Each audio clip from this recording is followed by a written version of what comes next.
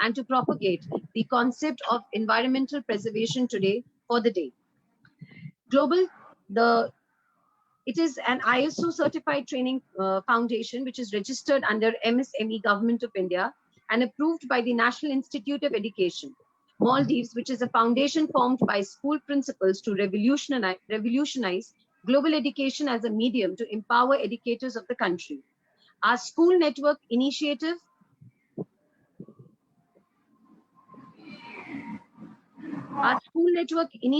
Global Talk Education Foundation, is basically a training and assessment unit working with school education leaders since 2014, connected with more than 10,480 school leaders associated with this foundation, and it has conducted more than 3,450 plus training for teachers and school leaders as empowerment programs in the form of seminars, workshops, and conferences. It would be our pleasure and honor to welcome you all as a visionary in the world of Indian academics, learning, and development. As an early testament to our elaborate mission plan with you to learn, relearn, and unlearn, we find that your passion for excellence in the field of holistic education is reverberated in your legacy. Thus, we are absolutely certain that your exclusive partnership with us for education and training courses to upgrade teachers in India will create waves throughout the world. This creative society is a mission and association that will be known for shaping academic leadership and humankind as an important aspect of life. GTEF stepped towards the vision of child-friendly schools of India, whereby it supports quality learners, healthy, well-nourished, ready to learn, and supported by their family and community. It further proliferates quality content, curricula, and materials for literacy, child development, and skills for lifelong learning. It also enhances quality teaching learning process, child-centered, life skill-based approaches, technology, quality learning environment, policies and practices which facilitates water, sanitation services regarding safety, physical and psychosocial health, and positive behavior and gender sensitive throughout. There is a video presentation about the foundation. I request the technical team to kindly play the video.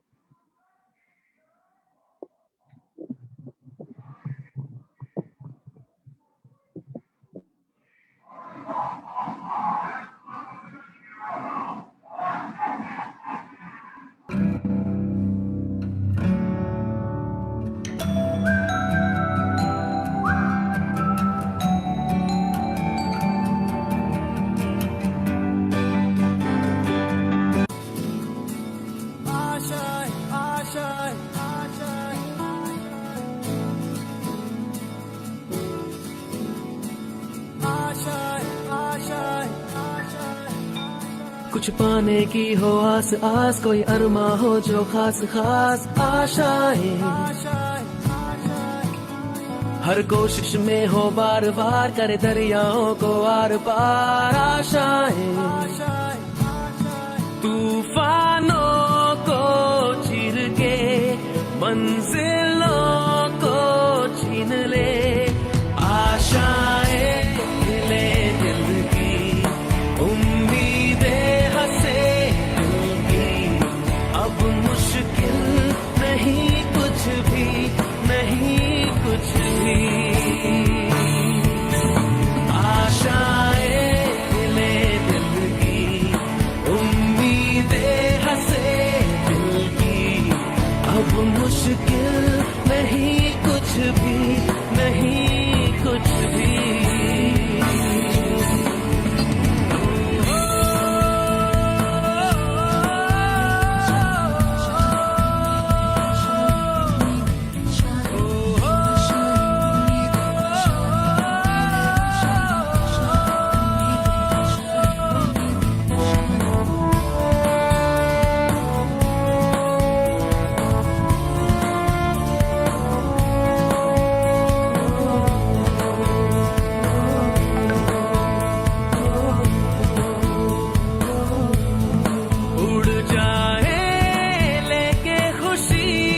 अपने संग तुझको वहाँ जन्नत से मुलाकात हो, पूरी हो तेरी हर दुआ, आशाएं मिले दिल की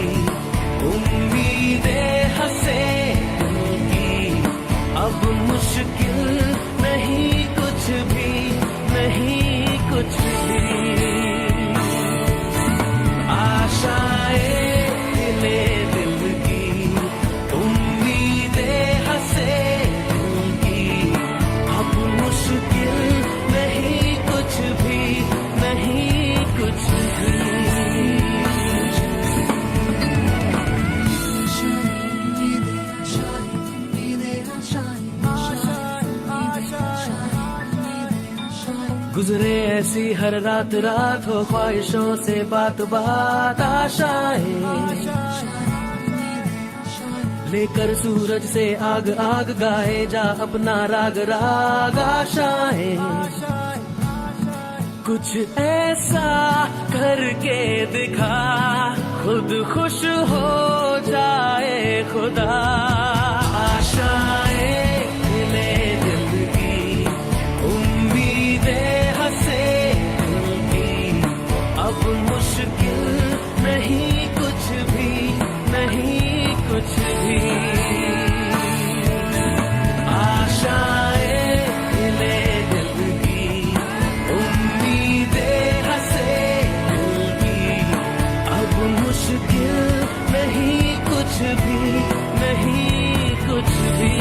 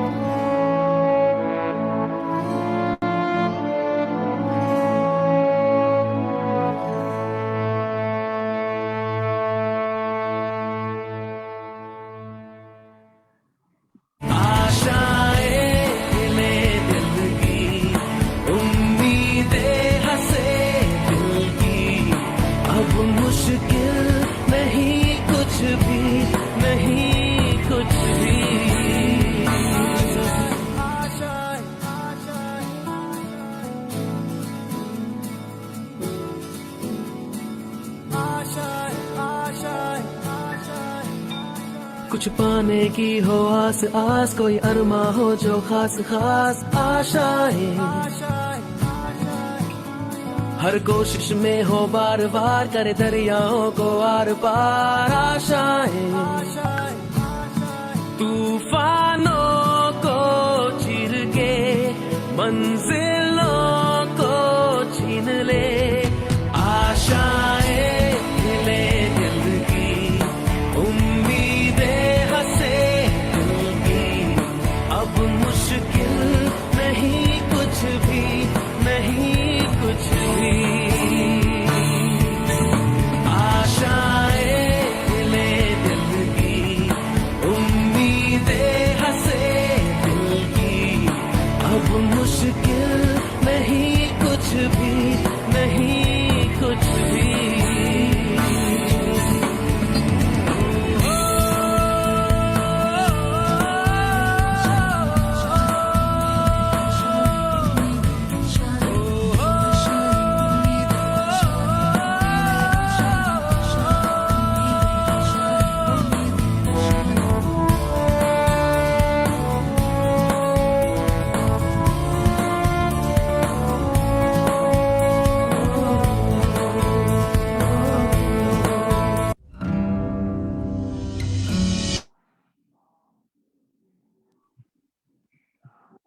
A big thank you to the technical team of Global Talk Education Foundation and CED for giving us a brief insight about the various erudite scholars who are directly and indirectly associated with this foundation and how their invaluable support has helped us time and again. The basic premise behind this virtual meet is to inculcate modern speaking skills and to make everyone aware about the growing environmental concerns, the dire need to preserve our scarce resources, thereby undertaking an initiative to save planet Earth. I personally welcome all our distinguished dignitaries, honorable panel of judges, principals from different schools, from the diaspora of the world, students from every nook and cranny, their families, and the various viewers who are associated with us live through Facebook and through Zoom. The primary aim of this virtual event is to create a biological equilibrium that supports the complex global ecosystem, a chain in which interminable links, many of which have been insufficiently analyzed or are even unknown to science, and ensure the continuity of life on our planet, which is significantly getting diminished by each passing day. This calls for an urgent need and commitment towards environmental preservation. Future prosperity can only be secured by the necessary balance between development and natural conservation. On the occasion of World Environment Day, the modus operandi of this virtual rendezvous is to create an endeavor on the part of international community to foster developmental by securing access to environmentally healthy technologies, which is the only medium to secure future prosperity. God has gifted us with Mother Nature, who nourishes us at every point, and the responsibility of saving her lies on all of our shoulders. On World Environment Day, let us promise to fulfill this responsibility. Without much ado, I would like to talk about the vision of the CED Speaker Talk Show today. These talk shows and seminars, specifically by CED, are designed to equip students with knowledge about global changes and inspire them to take actions to brighten the future of vulnerable. The vision and motto of the CED Speaker Talk Show today is to instill hope and gauge commitment by providing exclusive tips on planning and having the power to cultivate a feeling of meaning that keeps people driven and committed in carrying out the vision. CED also believes in creating a compelling, persuasive communication, which is designed to help and spark meaningful action. It also aims to mobilize youth to be the key learners and the key players in advocating for environmental change, which is one of the pressing issues in today's time. As Aldo Leopold has quoted, conservation is a state of harmony between men and land. There is another video presentation on Environmental Day by the technical team. I further request the technical team to kindly play the video. Thank you.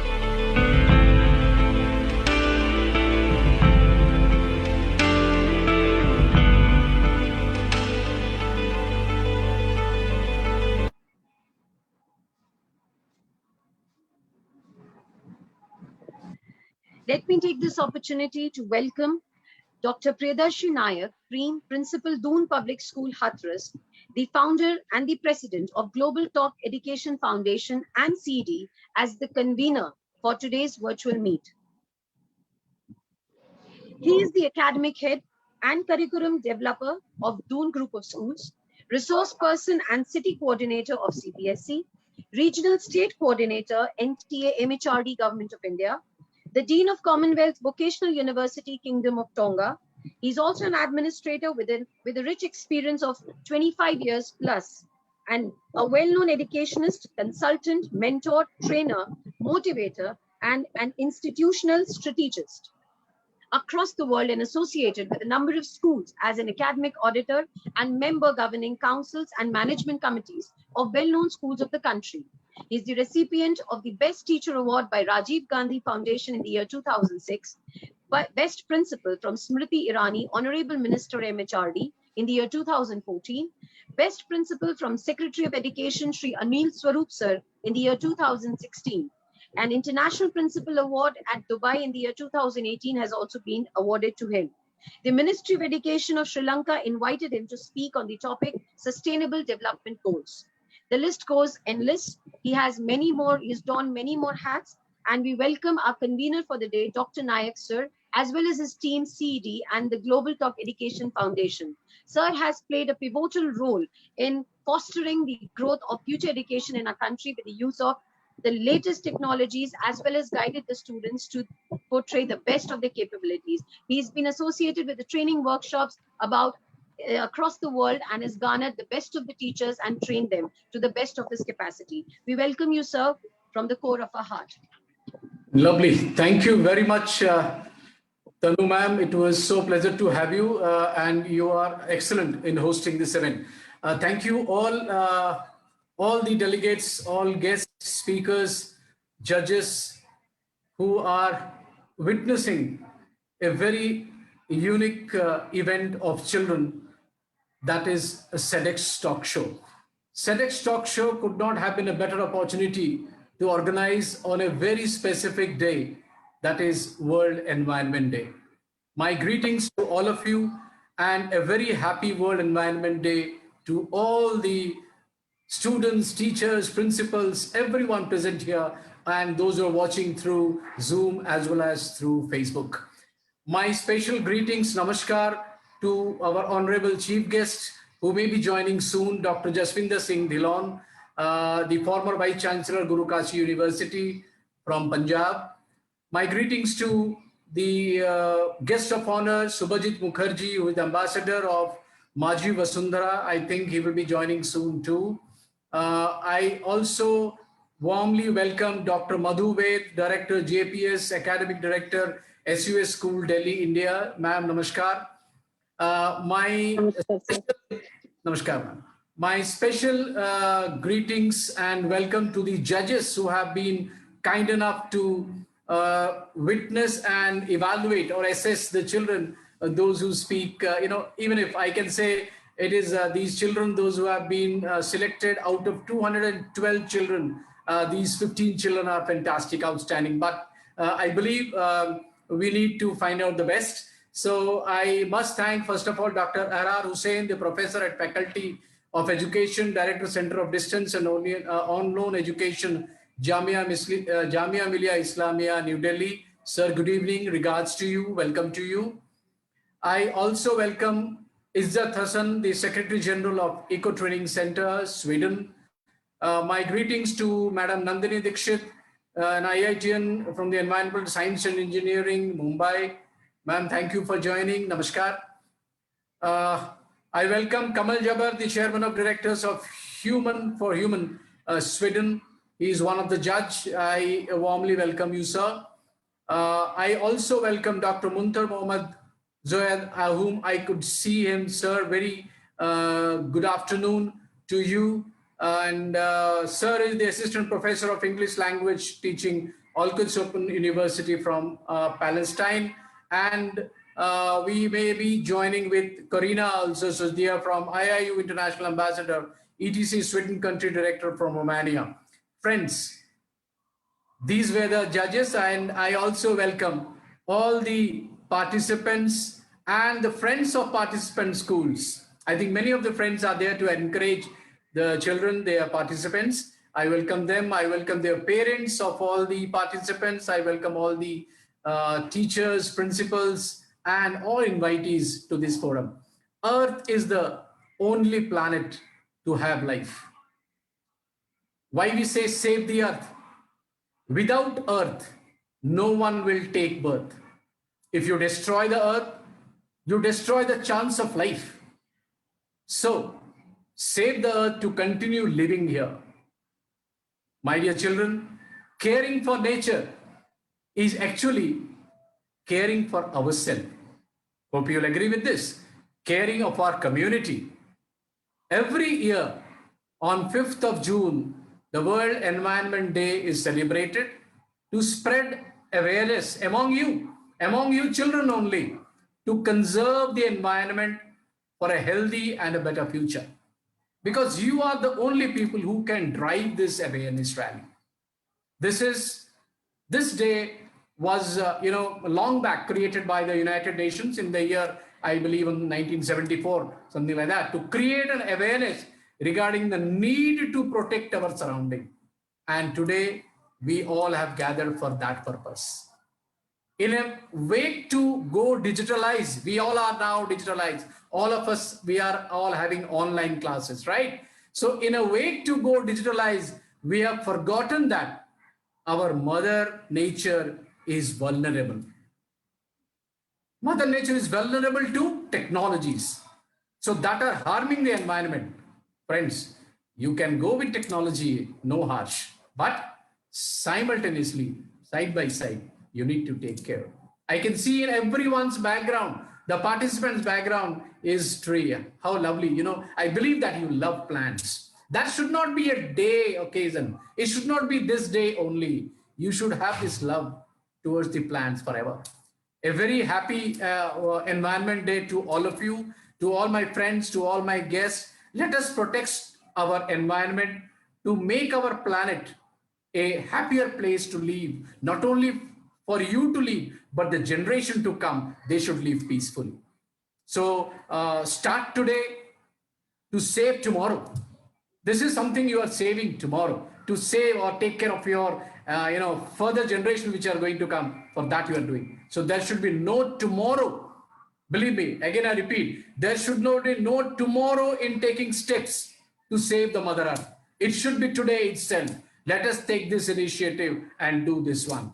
Friends, all students, we are in a pandemic situation. We are in a terrific crisis. I strongly believe you need to win the battle of difficult times. When you can win the difficult times, when you can win over COVID-19, when you infuse enthusiasm within yourself. So when enthusiasm is there and you'll spread hope, automatically these COVID-19 also will go away. With these words, I bless. I wish all the best to all the 15 participants, wonderful participants you are. I believe you will be speaking your best. To the point, be concise and remain as far as the guidelines given to you, do exactly like that. So with these words, I thank once again the entire team, those who have supported me, the Center for Education Development Foundation, the Board of Directors, and all the entire team for bringing up such innovative practice. This is the practice of ours. We used to have students, seminars, workshops, conferences, talk show in a regular basis. So I must thank each one of the Board of Directors for organizing this. And thank you all the guests, judges, for giving their very precious time. My regards to all of you. Thank you very much. Thank you so much, sir, for those lovely words, for embarking a balance between development and natural conservation, for raising hopes in the minds and hearts of the people across the globe, and also for being the convener for the day and for guiding the children and blessing them. I again take this opportunity to thank you once again.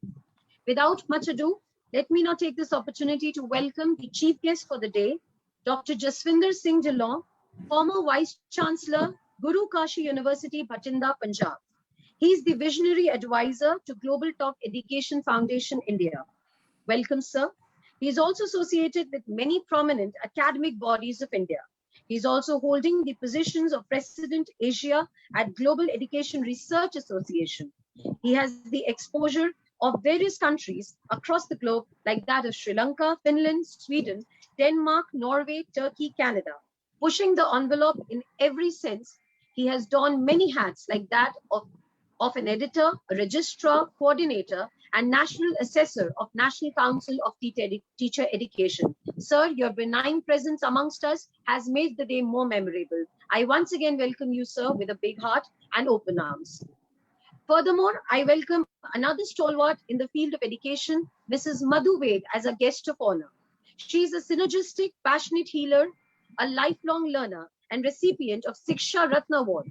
She's also been working as an eminent speaker, panelist, professional advisor, content writer, moderator, and curator. Also a curriculum designer for a variety of social and academic organizations in India and abroad.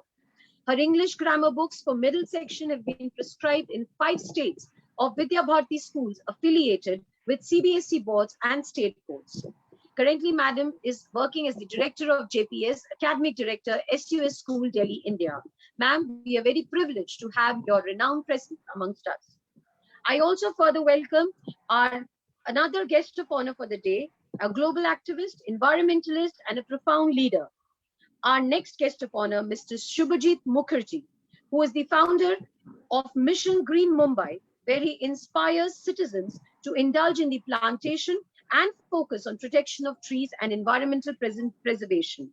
His inspiring work has been appreciated and tweeted by Honorable President Shri Narendra Modi sir for environmental initiatives. He has also been recognized as an innovator of the year 2019 for invention of magic drum for rainwater harvesting. He has recently been recognized by BNC as the water hero of Mumbai for educating 16,000 plus students on rainwater harvesting techniques and innovations. Sir, your profound presence amongst us is indelible. Thank you so much for being a part of this entire event today.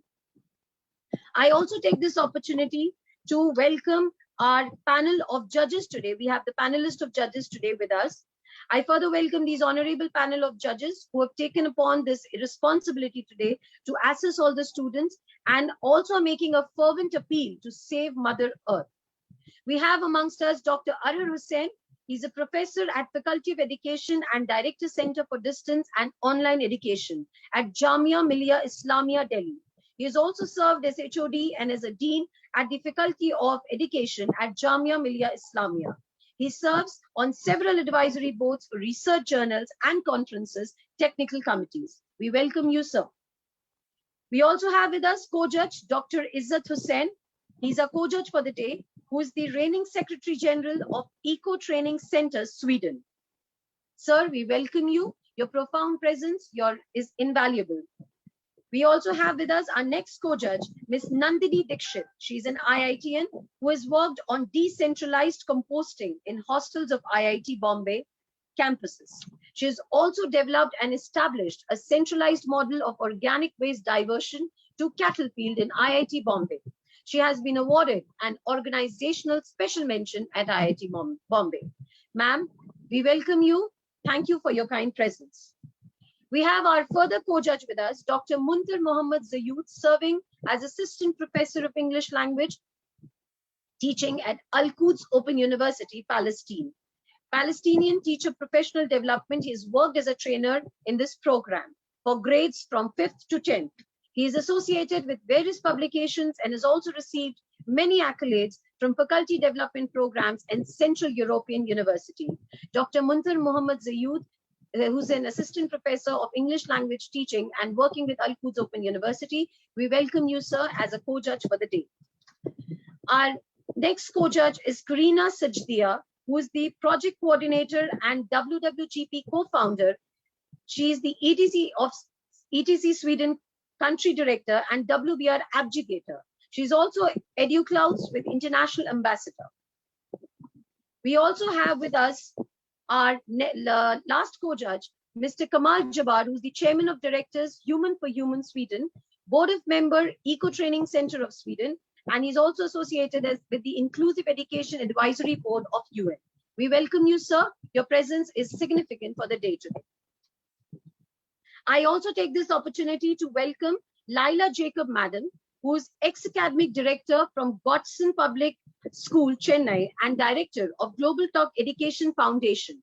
She's also a member of the board of directors, global partners, school principal, international members, and the various invitees who are associated with the program today. I also welcome them. I further welcome all the participants from across the globe. I also take pride in welcoming the eminent erudite scholars, the various principals, the parents of these children who are supporting them wholeheartedly to bring up today's program. I also take this opportunity to call upon the name of the various participants who are participating today from the different schools who are across the globe. We have amongst us Arna Vijay Kumar from Standard 12, from Ramchandra Public School, Chennai, Tamil Nadu.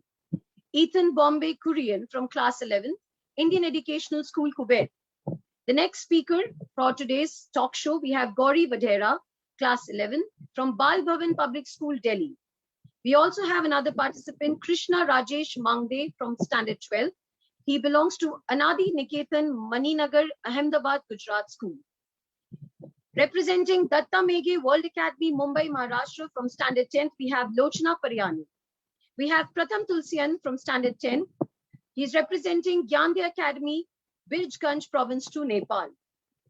We further have another participant, A. Prana Sharma from Standard 10, representing Delhi Public School, Nacharam, Hyderabad. We have Riddhi Rane from Standard 12, representing Jaipuriyar School, Navi Mumbai, Maharashtra. We further have another participant, Rishabh Shah from Standard 9, representing the Kalyani School, Pune, Maharashtra.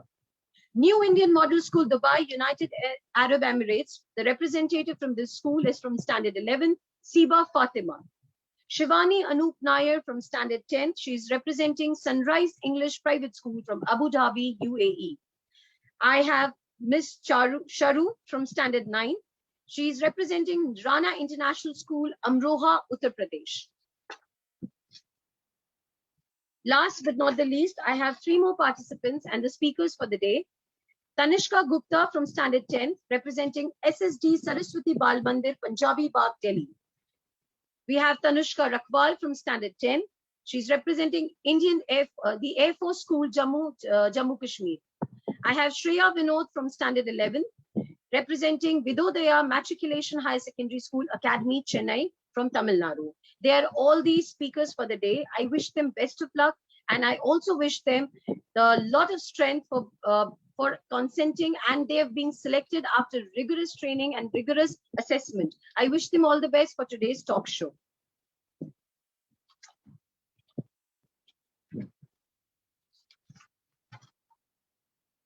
I also welcome all the participants who are observing and are watching us and witnessing this event through Zoom and through Facebook, and the various principals who are associated with today's program, the teachers who have trained these students, they guided these students, the parents of these children. I welcome them once again. I also welcome the members of the foundation, of the different agencies who are associated with today's program.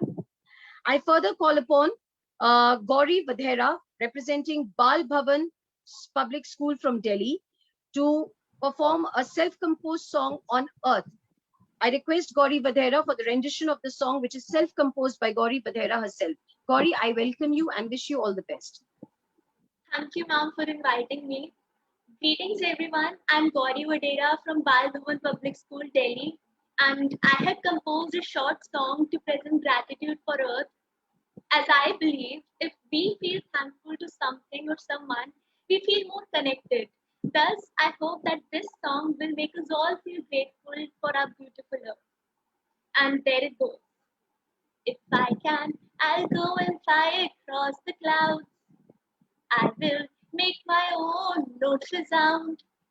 All these crazy ideas for Earth I have, I will choose and use one of them. This beautiful Earth we have, lively creatures all around. Let's cherish this wish day by day. This beautiful Earth we have, lovely nature. Let's cherish this gift of God. Let's cherish this gift of God. So let's do cherish before we see it perish. Thank you and have a nice day.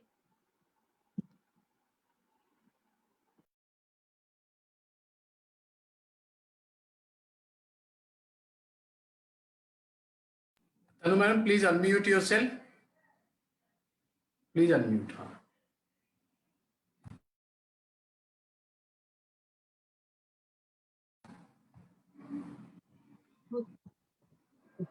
Thank you, Gauri, for that beautiful rendition. You have self-composed it and it was excellent. I wish you all the best in your future endeavors.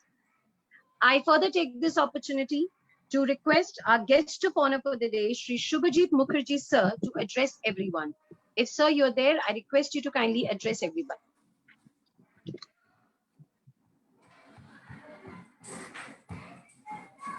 Ma'am, sir is not there.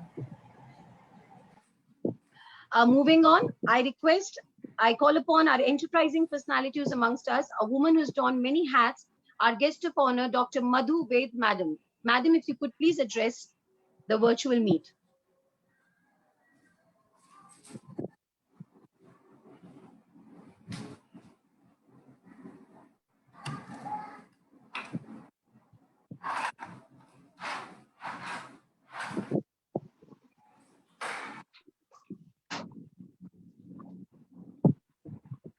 Am I audible, sir? Yes, ma'am. Oh, my all the best wishes for the dear participants who have prepared well. Actually, dear students, winning and losing doesn't matter much. What matters is your confidence. And I'm so excited for your presentation. You know, William Wordsworth, a great poet in English literature, he says, Mother Nature is a great therapist. If you feel low during these crises, just spare time to sit with nature and you will be perfectly fine. Thank you very much. All the best. Bye-bye.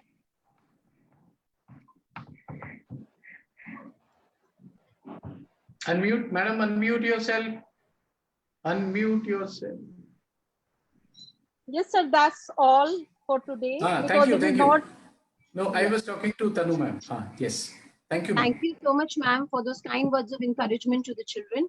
Your eminent presence today has definitely given them a lot of impetus, and I'm sure they're going to do wonderful. I further welcome our chief guest for the day, Mr. Jaswinder Singh Dhillon, sir. His magnetic presence amongst us has made the day very remarkable. I request sir to kindly address the virtual meet. Sir, please. First of all, I want to congratulate the organizers, especially Dr. Priyadarshini Naik, who is the founder president and also the coordinator. And I also want the special appreciation for Madam Madhu Vedji, Director, JPS, Guest of Honor, and Dr. Shobjit Mukherjee ji, who is also the guest of honor. I will not be taking much time because I am well aware of that we are here to listen the young minds. Just I came to know that there were more than 200 participants, and out of 200 you have selected 15 very bright, globally innovative, creative students from various institutions, from various countries. It reminds me that in Veda it is said that let us come and sit together and discuss, and wisdom be generated. It's time to generate wisdom.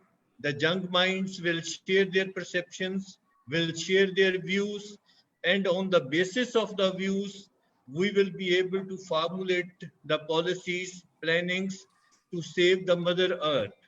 As the Rousseau has said, break the chains of society and return to the nature.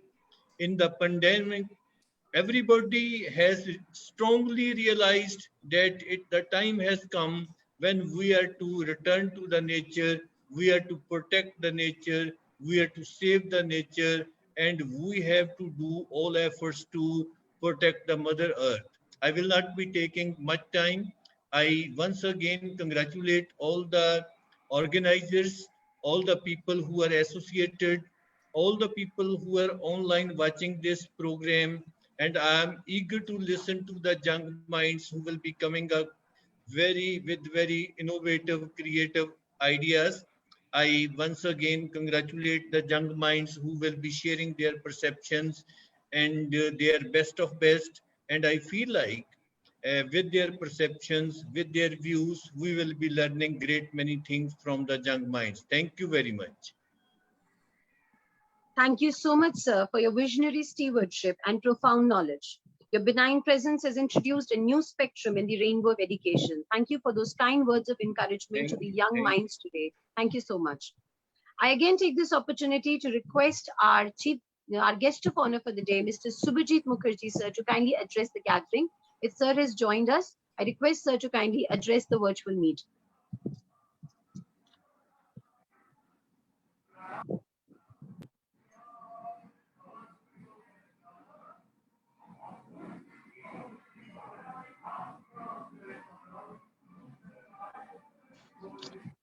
I think sir is going to join us shortly.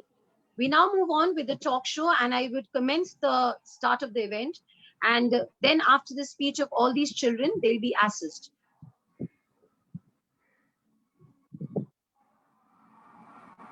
The time slot for each student is 6 minutes.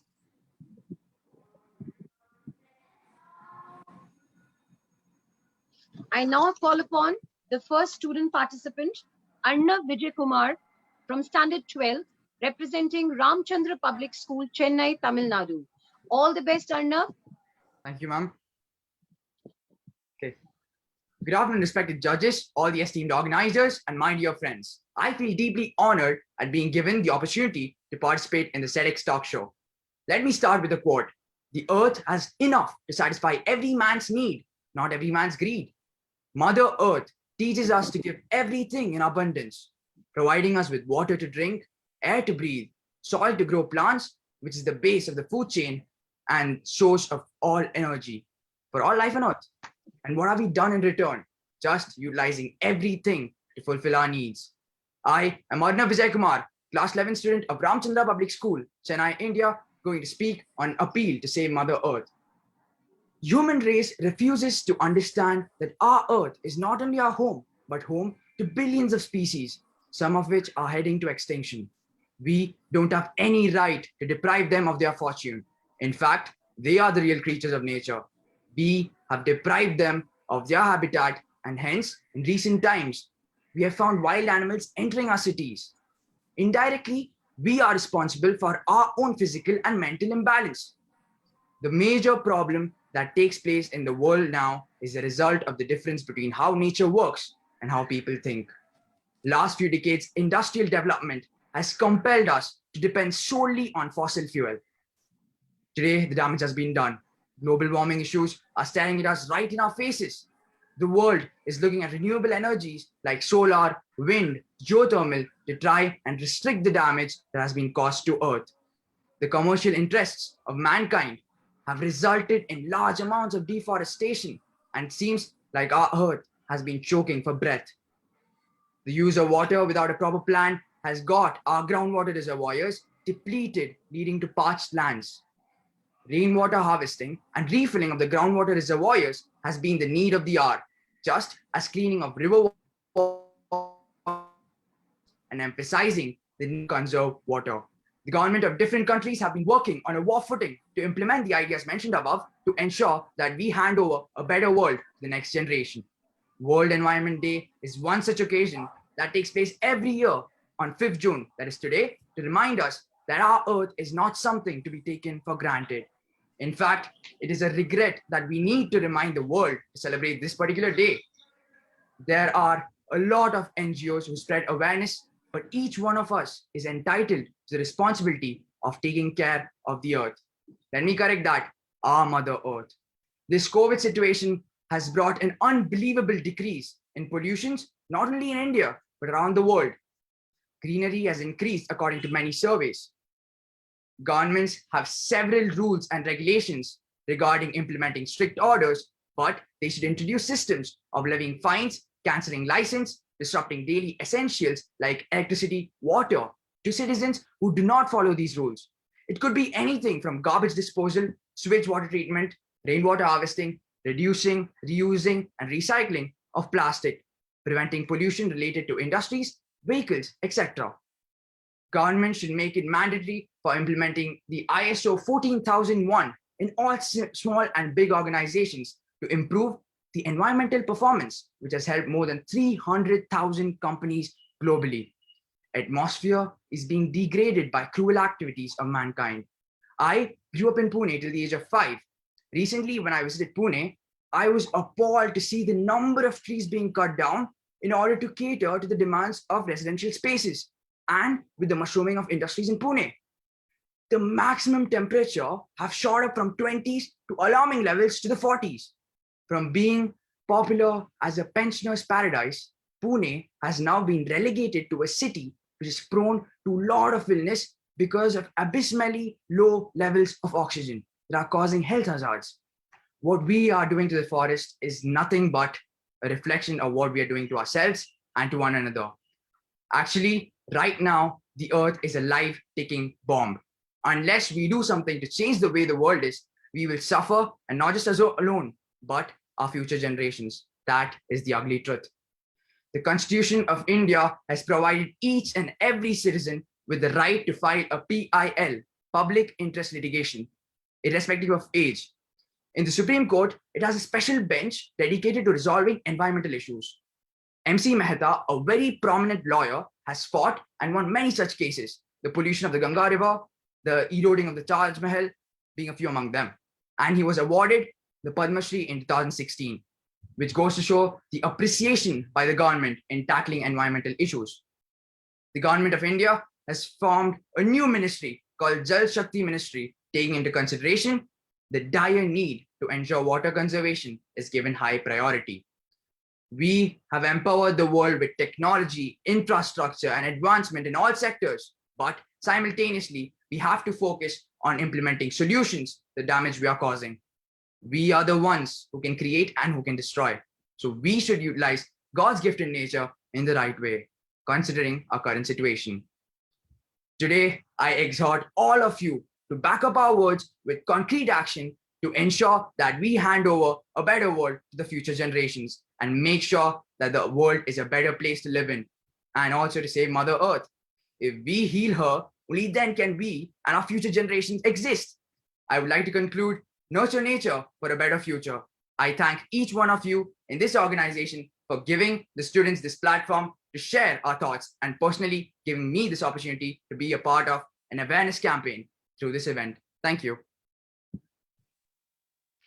Excellent, Arnav.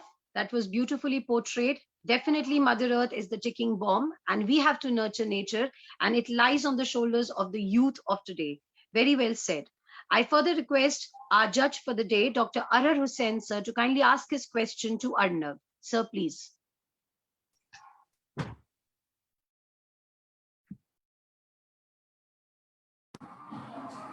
May I request the technical team to unmute, sir?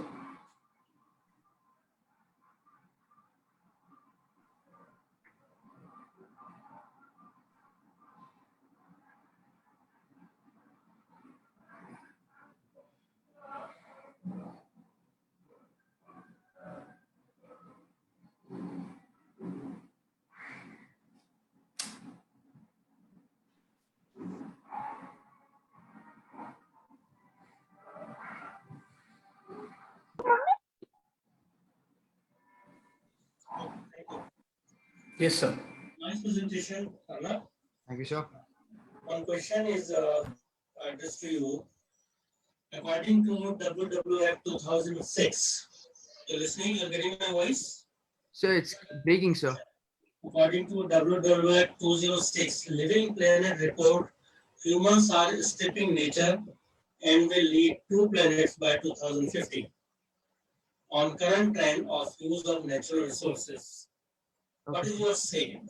And what is our responsibility in this regard? Sir, can you please repeat, sir? Your voice is breaking. According to WWF 206, Okay. Living Planet report, humans are stripping nature and will need 2 planets by 2050. On current trend of use of natural resources, what is your say? And what is our responsibility in this regard? Okay. Okay. 1 second, sir. You got my question? Sir, I heard only like the WWF 206, like the 2006. Let me elaborate once again. Okay. Yeah. The simple question is that WWF 2006 says that the way we are using natural resources, Okay. by 2050, Okay. these resources will be over and we will require 2 planets like Earth we have. So Okay. what is beyond this and what is our responsibility in this regard? Yes, sir. So we have to implement all the techniques right from agriculture. So like, for example, the grasslands and pasture, no overgrazing must happen. Then from there right on till growing more trees, like there are a lot of programs called Vriksha Samvardhini, and which was in Pune, and we had to cut all down the trees that were depleting groundwater, and we had to grow more trees in that surrounding. So what I mean to say is that for example, the forests must not be cut down, no deforestation. Instead of urbanizing a lot, we should learn to do sustainable development, so that it also requires the future generations to be available, the resources, because most of the resources are depleting for example, because of many man-made activities like mining. So in order to do that, we need to try to practice sustainable development. Like, we need to reduce the amount of mining and such man-made activities. Okay, thank you. Thank you so much, sir, for that beautiful question. And I take this opportunity to once again congratulate Arnav. I further move on with the next speaker, the participant. We have Ethan Bobby Kurian from Standard 11. He's representing Indian Educational School, Kuwait. All the best, Ethan. You may proceed. Thank you, ma'am.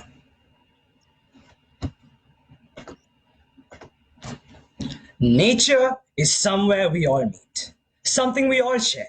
Not yours, not mine, but ours. And on that note, good afternoon, respected judges and my dear friends. My name is Ethan Bobby Kurian, studying in class 11 of the Indian Educational School, Kuwait. And as a fellow citizen of planet Earth, I'd like to make an appeal to all. Save Mother Earth. Firstly, I'd like to wish you a splendid World Environment Day. We live in an incredible world, teeming with diversity and life. Nature flourishes and abounds all around us. Every drop we drink, every breath we take is nothing less than a gift from God. The environment is in us, not outside of us. The trees are our lungs. The rivers are bloodstream. And what we do to the environment, we ultimately do to ourselves. My earliest connection with the environment began with a project I was involved in. We had taken part in the Kuwait Science Children's Congress. Our plan was to utilize compost to generate energy that could be used to harness for electricity. In this project, food waste, which would otherwise end up being disposed, was being converted to something as powerful as light. The moment those light bulbs lit up, a flame was ignited in our hearts on the value of conservation of energy. My next memory takes me to a small patch behind our school bookstore, where we, a group of 5 students, transformed an empty plot into a small place for gardening. I would like to thank our school, Bharatiya Vidya Bhavan Kuwait, for transforming us and creating an awareness in our students and kindling the passion in us for saving the earth and the produce it brings forth. A project that really taught me the power of teamwork in saving the environment was Recycling Genesis. It was an initiative by the global social leaders that take part in a competition focused on the United Nations SDGs, or Sustainability Development Goals.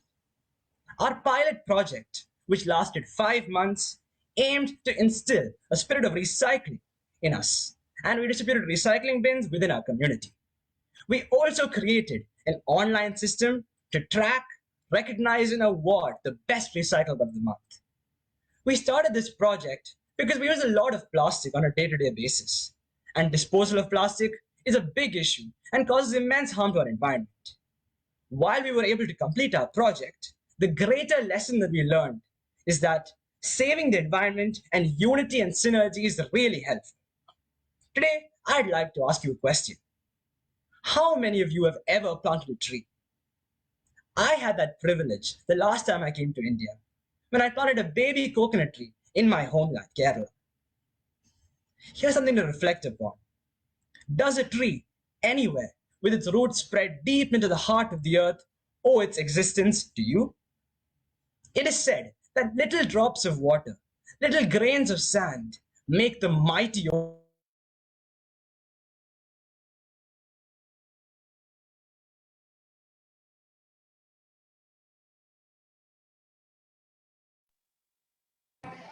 Thank you, Ethan, for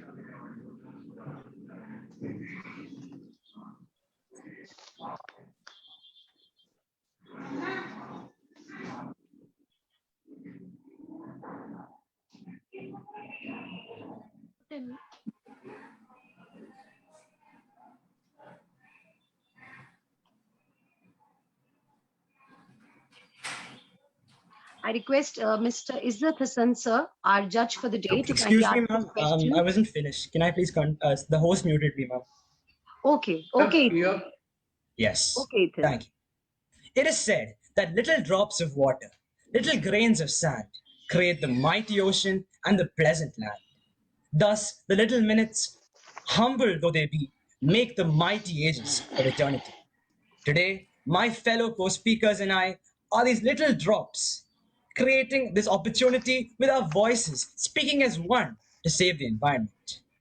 Today, we leave too big a footprint for the planet to bear, and every generation passes on the world in a worse state of decay and devastation.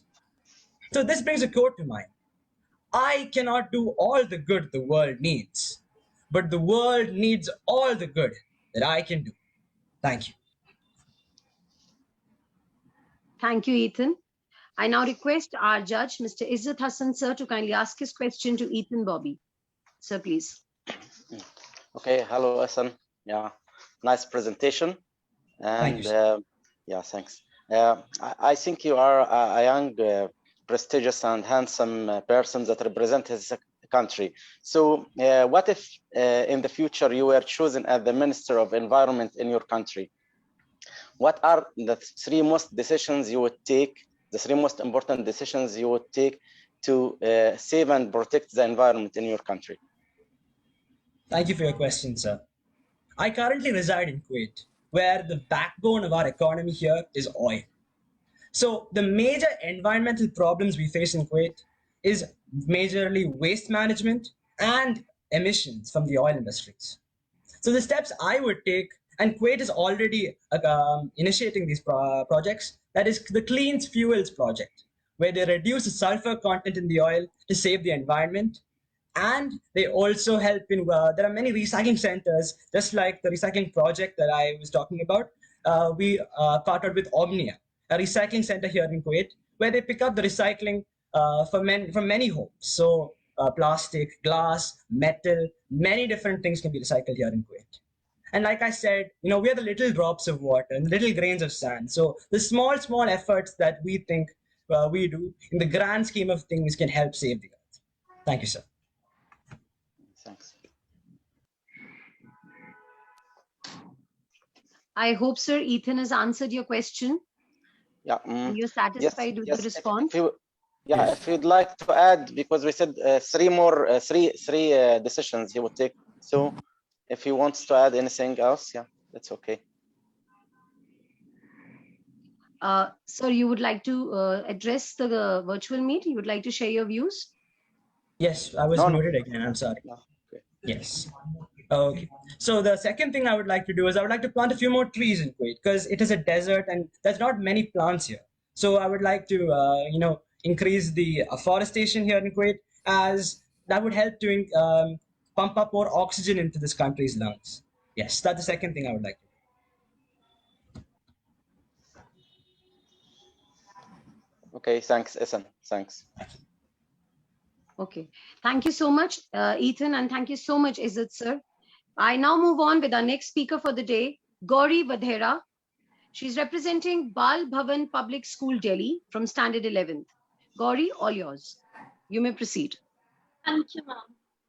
It is said that if you yearn for something, the whole universe conspires to give that thing to you. Yet, I personally feel if I so very yearn for something, my Mother Earth adorns it all for me and gives it all, for she is the ultimate guiding force. The earth is blue. It's our time to make it green with our love and care. Greetings everyone, I'm Gauri Vadera, a student of Bal Bhavan Public School, Delhi, and a Keep Clean, Go Green Bal Bhavan. I would just say, the more we see, the more we will know. This earth makes you and me, together we grow. But the earth as a whole faces a lot meanwhile, negatives and positives both. And it's our duty to eradicate the negatives for the best. And little steps today will make a big difference sooner or later. And as for the steps that are being taken up and we can take up, I would love to share some with all of you. As a student, I have observed that school plays a really important role in initiating beautiful practices to restore Earth. Even in our school, different initiatives have been taken up till now, whether it be rainwater harvesting to save water for cleaning purposes or recycling paper in small scale plants. These are some small steps that lead towards a bigger goal altogether. Even the division of dustbins in schools, like they have done in mine by using different colors, increases knowledge about the main purpose. So, as to why are we doing that amongst the students? And as we say, the earlier the better.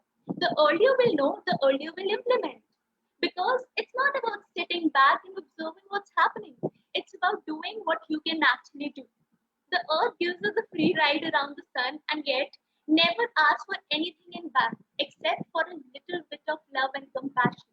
In fact, making of manure and exploring its benefits is yet another thing I would love to share, as it's something, as I'm an earth saver, so I would say it saves two birds from one eagle, as we as individuals can learn many things about plants and earth meanwhile. An interesting initiative that was taken up in our school is this one, in which our school prohibited the students from using foil papers or plastic lunch boxes.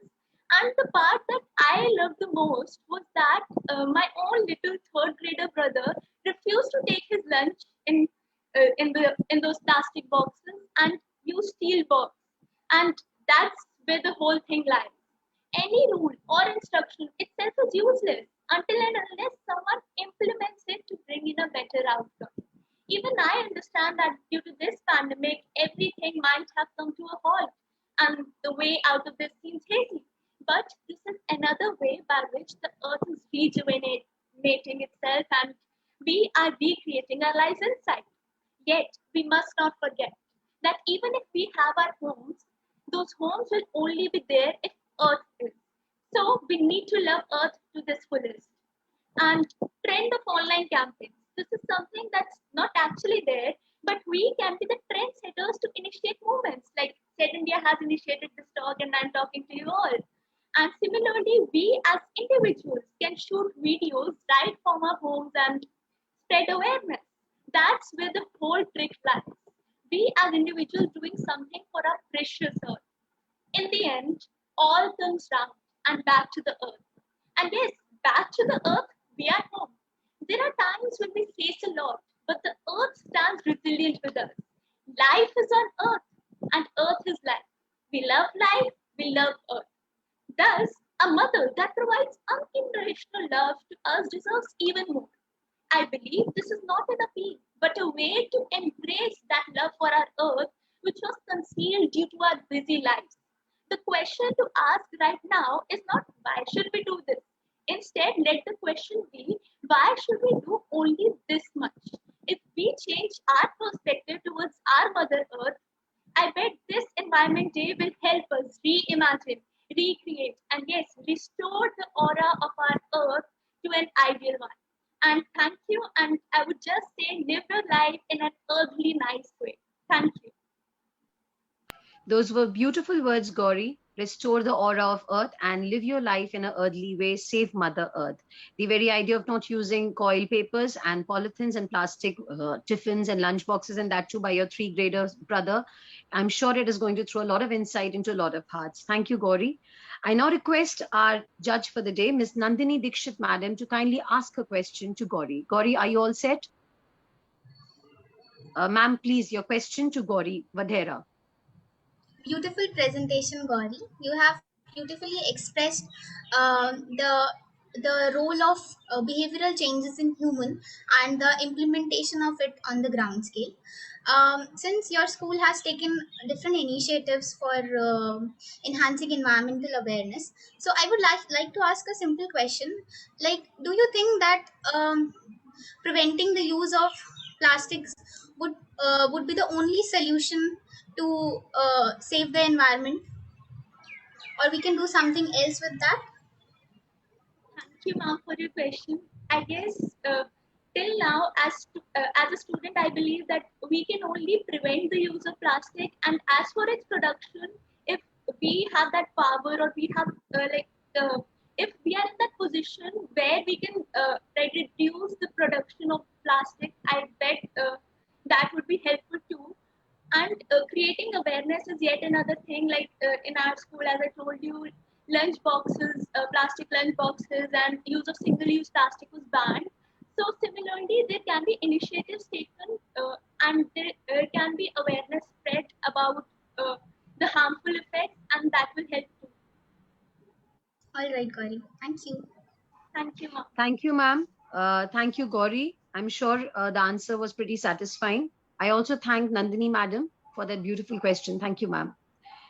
I now request our judge, Dr. Arhar Hussain sir, to kindly address this virtual meet and throw some insight into today's awareness program. Sir, if you could just speak for a minute and address all the students.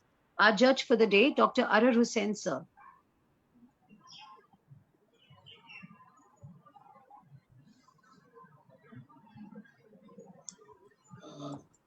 Basically, the idea of this World Environmental Day, we have basically organized a very beautiful event online, virtual meet.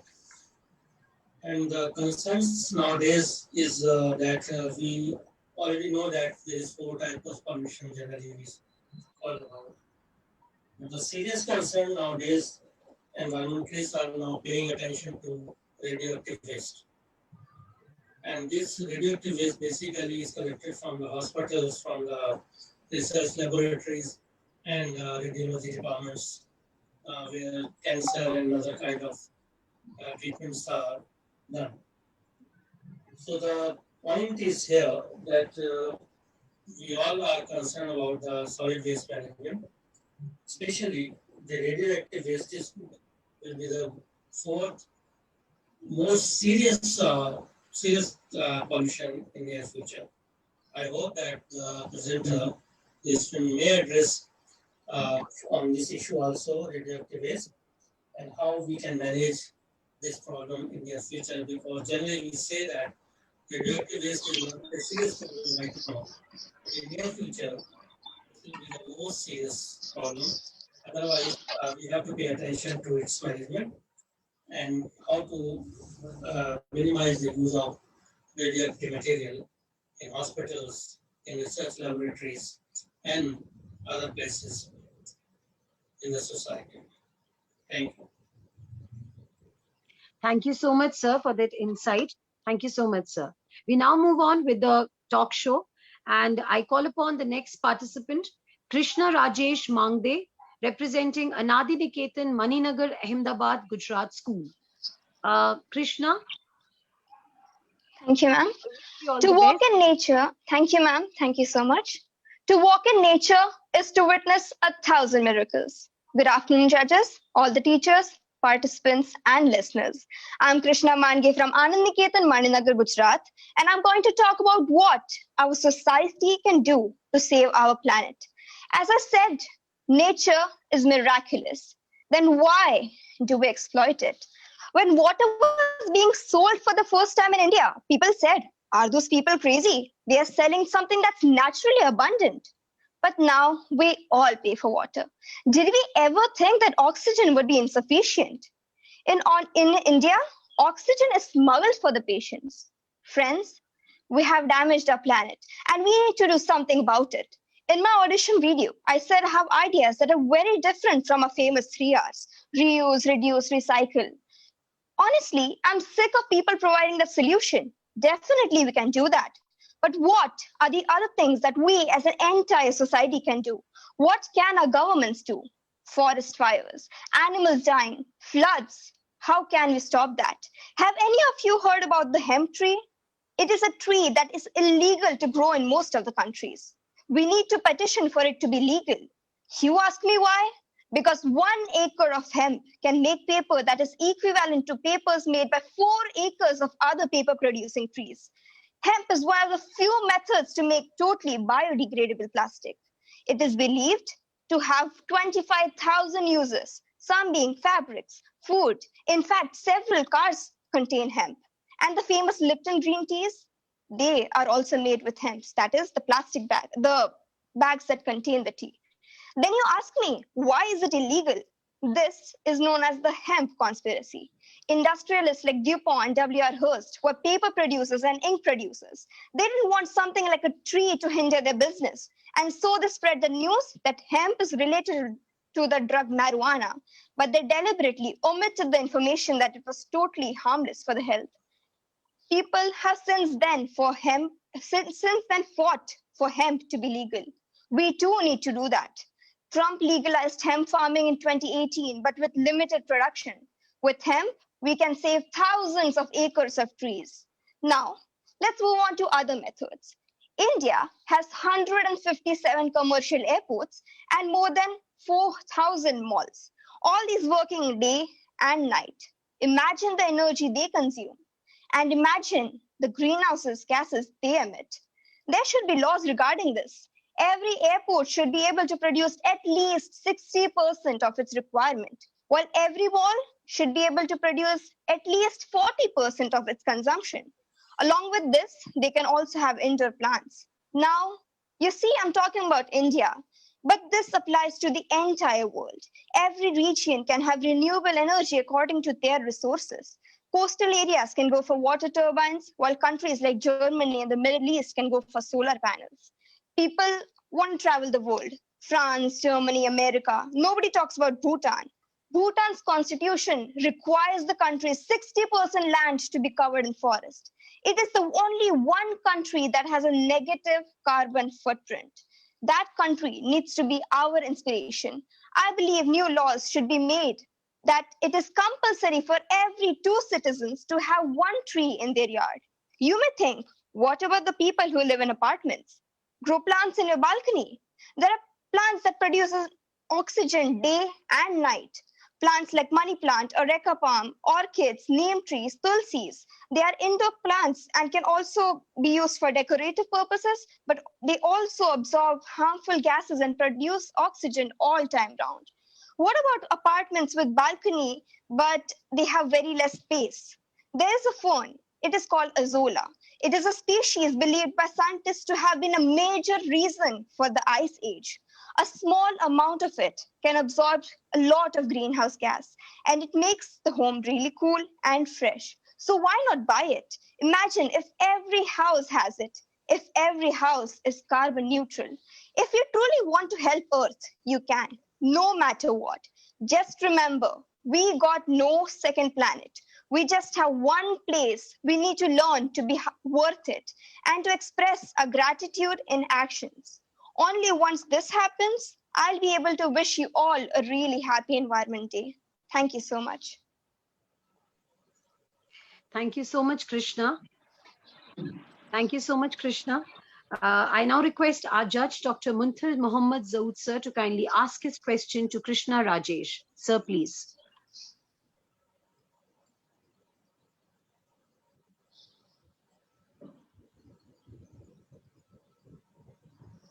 Krishna, for your presentation.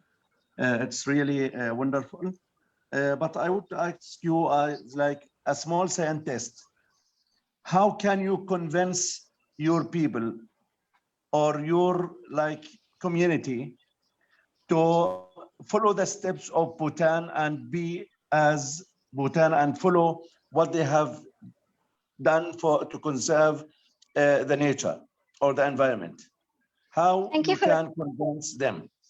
Yes. So I think considering the current situation, it would be really easy for me because now in India especially, COVID has spread so much that almost every family has had someone dead in the family. Everyone has had oxygen requirement and they had to stand in lines for hours to get oxygen. So I think they finally understand that it's really important to plant trees. If we would have been sustainable, if we would have managed everything well, we would not have been in such a dire requirement for oxygen. So I think I just need to tell them, if your family had taken care of the environment, maybe this day wouldn't have come. We just need to grow together, technology and our environment. I believe many countries, they have rules where people make sure, may they get together on one day, they go and plant trees. They're really healthy. In India, there are a lot of health conditions. People die every day due to the pollution and the oxygen requirements. So it would be really easy for me to convince them that oxygen is really important and people are getting aroused. Thank you, Krishna. Thank you very much. Thank you, sir. Wish you all the Does best. my answer satisfy you? Yes, it's okay. Thank you very much. Thank you. Thank you so much, Krishna. Thank you so much, sir. I now call upon our next speaker. We have Lochna Paryani with us from Standard 10th, representing Datta Meghe World Academy, Mumbai, Maharashtra. Lochna, all the best. You may proceed. Paryavaran Dinasya Shubhashya. Greetings for the day. Myself Lochna Paryani, a student of grade 10 from Datta Meghe World Academy. The girl next door who likes reading books, gardening and dancing. First, I would like to thank the CEDx team for giving me this platform to share my thoughts and ideas. I consider myself as an individual who is reminding everyone that the human race has to continue for a long, long time. And to keep it going, we have to take mindfully steps today. As per the world counts, if we squeeze up the Earth's entire history into 1 year, human beings within 37 minutes of their existence use up a third of Earth's natural resources in just 0.2 seconds. Isn't that scary? It's true though. According to the World Bank, the population every year on Earth increases by 1.1%. It seems like a small percentile, but its outturn isn't. Experts predict by 2050 there will be 9 billion people jostling on our planet for space. The extraction of natural resources will be double then. That is an alarming bell. In an instance from Ramayana, when Lord Lakshman was badly injured in battlefield, Lord Hanuman was asked to bring Sanjeevani herb from Mount Dronagiri. Lord Hanuman could not identify the herb and ended up bringing the whole mountain on the battlefield. Only a herb, a forest, a mountain helped the Almighty to survive. And they help us too. And we are set on destroying them? Ironic. In front of hundreds of leaders in an UN summit, Swedish activist Greta Thunberg said 3 simple but impactful words. How dare you? Telling them that their lack of action and empty words are a disgrace. If we do not take action today, future generations are going to hate us tomorrow.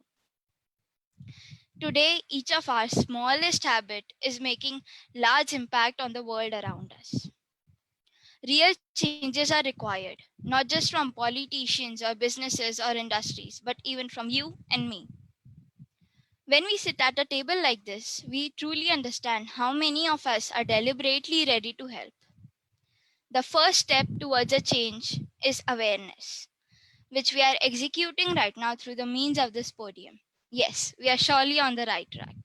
Second is action, which leads us to the result. The major problems persisting today are pollution, global warming, water crisis, and biodiversity loss. All of these are linked. Let us acknowledge some steps which you and I can take from an individual level to save Mother Earth. Making compost from our kitchen waste. In my building, there is a full-fledged compost pit. Every day, my father dumps our household waste in that pit, and the compost which is created is used in our garden plants. Saving water through adopting tiny habits like closing the tap water while brushing our teeth. I would also like to add that in my building, there is arrangements for rainwater harvesting too. And since we are approaching monsoons very soon in India, I would like to request everyone to arrest water this season. Buying products in bulk. Buying products in bulk does not only help us lessen the waste production, but it also helps us to reduce landfills, to prevent landfills. I am proud to say that the school which I go to in, Datta Meghe World Academy, initiates cleanliness drives every year. This year, due to the pandemic, we didn't stop but clean our houses as per the instructions given by our teachers. Arguably, the most important thing you can do is support a science-backed legislation or candidates who will promote actions at all levels of government. This could be the decade we save our planet and give our successors the beautiful life they are entitled for. Ashakya prakrute rute jivanam. There is no life without nature. Let us be humans, show humanity, and make our Mother Nature proud. Thank you. Beautiful words. Let us be humans and save Mother Earth and humanity. Thank you so much, Lochna. Thank you. I now request our judge, Ms. Karina Sachdea, to ask her question to Lochna. Ma'am, please.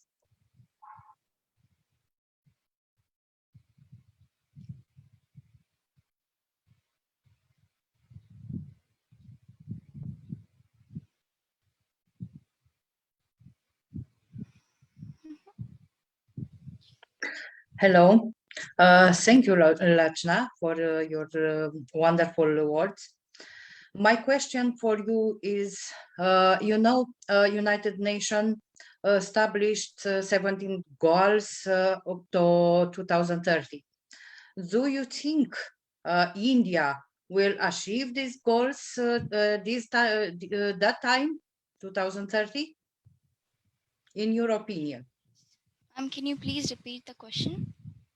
Do you think Indian people will achieve 17 goals till 2030?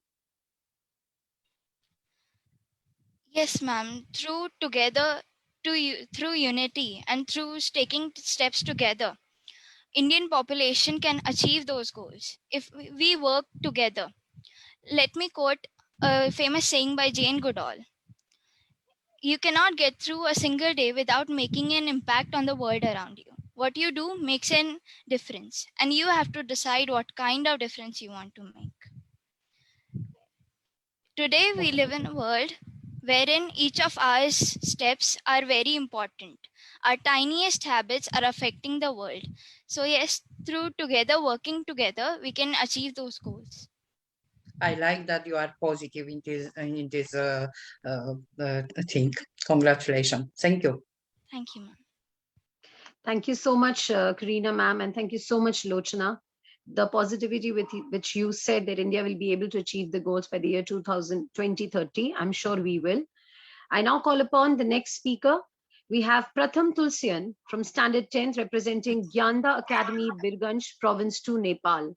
Pratham, all the best. You're all set?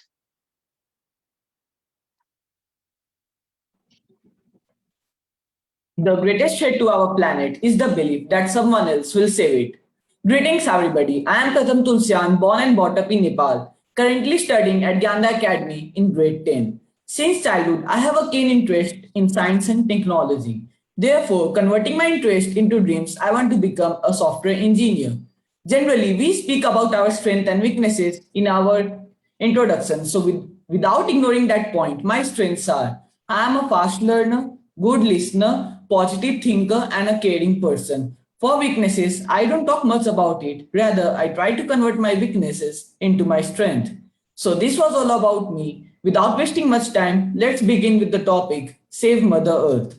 So, our planet is at very high risk of getting destroyed. It's our responsibility to protect our planet as we are the inhabitants of this earth. Because of our activities and greediness, our ecological balance has been disturbed. We humans are the culprit for such a big problem. If everyone in this globe do a bit to protect the environment, then it can bring a big change in the earth, directly or indirectly. It is very important to protect our environment because if we protect our environment, then we are directly protecting our Mother Earth. Our environment consists of land, air, water, and biosphere. These all are the basic things that humans require for sustaining life on Earth. We see that nowadays the harsh weather patterns or frequently changing weather are the signs indicating that our environment needs more care and protection than ever. I know it is not possible for a single person to save our planet. We all need to work in unity to save Earth. there are different ways through which we can save our Mother Earth. Well, the first step would be to adapt our manufacturing process and domestic products used from nature. It is necessary to use more regenerative, reusable, and recyclable techniques in the production units. They can plant more and more trees in their area and employ abatement mechanisms. The citizens in the country for traveling short distance must use bicycles or they should walk. By changing our daily habits, such as limiting the use of water in cooking, bathing, cleaning, etc., we can conserve clean water. Let's all grow more trees and create all possible ways of correctly disposing of waste. The emphasis should shift entirely to renewable and usable energy sources. Advanced countries are more responsible contributors to the global environmental problems. If we all curb the excessive use of petroleum, coal, and natural gas, many major environmental issues will disappear. The government should also regularly carry out serious checks on the overexploitation of natural resources such as water and wood. The government must encourage their citizens to use electric vehicles so that the pollution released by the vehicles decreases and the fossil fuels get saved. The citizens should also buy electric vehicles rather than petroleum or diesel vehicles. We have many companies that make electric vehicles. Some of them are Tesla, Ford, Yatri, etc. The government should also take strict actions against the one who is causing serious harm to our environment. They must charge penalties to the company who has not implemented the abatement mechanisms on their factory and industry. Now I'd like to share some initiatives taken by our school, Gyanda Academy, to protect our Mother Earth. They are, we have an eco club in our academy. The motto of this club is to make our school environment greener and cleaner.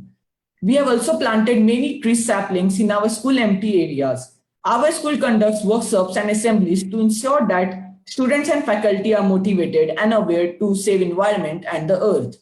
Apart from this, I personally plant 1 to 2 saplings every year on my birthday. With the standard of living is increasing, our environment has been degrading. We clean our phones with unnecessary cash when it starts to hang. What are we going to do when our Mother Earth is stuck? If the children of today's modern age do not understand the importance of saving the environment, there won't be an environment for coming generations. We still have time. Let's unite and bring back the balance our Mother Earth needs. Now I'd like to end my speech by sharing a thought by Mahatma Gandhi. That is, Earth provides enough to satisfy man's needs, but not man's greed. Thank you. Thank you so much, Pratham. Those profound words of Gandhiji. Earth provides enough to satisfy man's need, not his greed. Beautifully said and portrayed. You have ideally shared the Eco Club activities of your school, as well as the various workshops that are conducted in your school to keep the students, teachers, and all the staff members motivated. I now request our judge, Mr. Kamal Jabbar, sir, to kindly ask his question to Pratham Tulsian, representing Nepal. Sir, please. Thank you. Thank you, Pratham, for this kind of presentation. My question is, if you have been chosen to be a representative for your country for the Summit of United Nations related to the environment protection, give me 2 messages.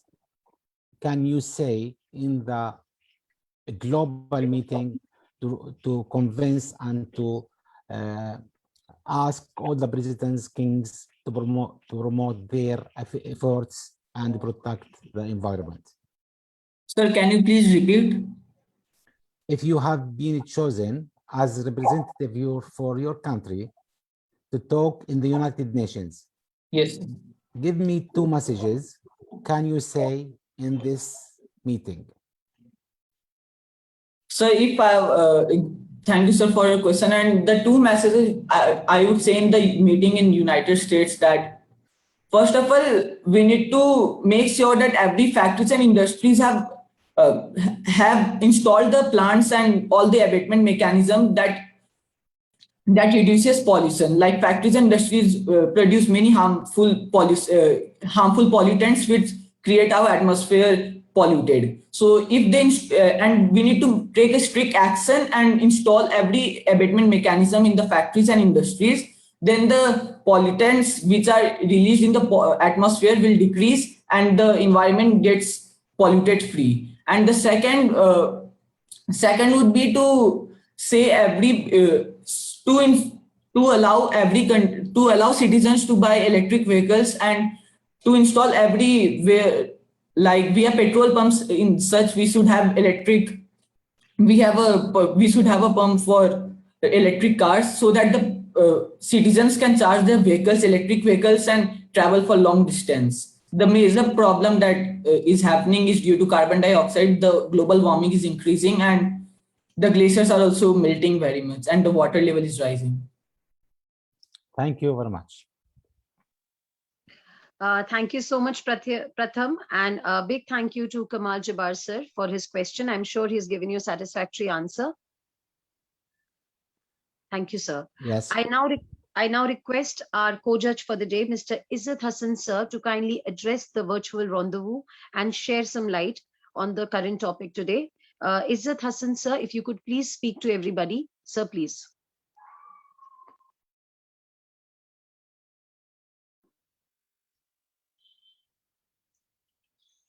Yeah, hello everyone. First, I'd like to thank all the organizers and CED for giving me the chance to be part of this great event with you. And I also would like to thank all the participants and praise them for their great knowledge of the environmental issues that we suffer from on the earth today. From the previous presentation, I noticed that most of those young youth are having a lot of experiences with the environment and the sustainable development. So I'm sure that the future of our earth and the future of our world will be prosperous and bright with those bright minds who care about the earth, who wants to change the future, who wants to take us back to nature and save and protect our Mother Earth. I think this will be a mutual task among all the youth of the world. So here we start with some brilliant minds, young minds, and with the help of all the other young people all over the world, we can do better and we can improve and develop the future of our Earth. Thanks for giving me the chance to talk, and I hope good luck for the other participants too. Thanks. Thank you so much, sir. Those were beautiful words, well spoken. Thank you so much, sir. I now call upon the next speaker, Prana Sharma, student of Standard 10th. She's representing Nacharam, Hyderabad, Delhi Public School. Prana Sharma, all the best. Thank you, ma'am. May I know if I'm audible and clear? Yes, beta, you're pretty audible. All the best. Thank you. A very green afternoon to everyone watching this right now. I would like to take a few seconds and introduce myself. I'm a kid who looks up at this vast blue sky and wonders how much more beautiful the nature can get. I'm a teen who loves to make cute, wonderful crafts out of used bottle jars and juice cans. I'm a girl who loves to name all her plants and a constant admirer of this world. I'm Prana Sharma, a student of Delhi Public School, Nacharam, Hyderabad. I've been part of this beautiful green campus from the past 13 years, and let me tell you, they've been one of the best years of my life.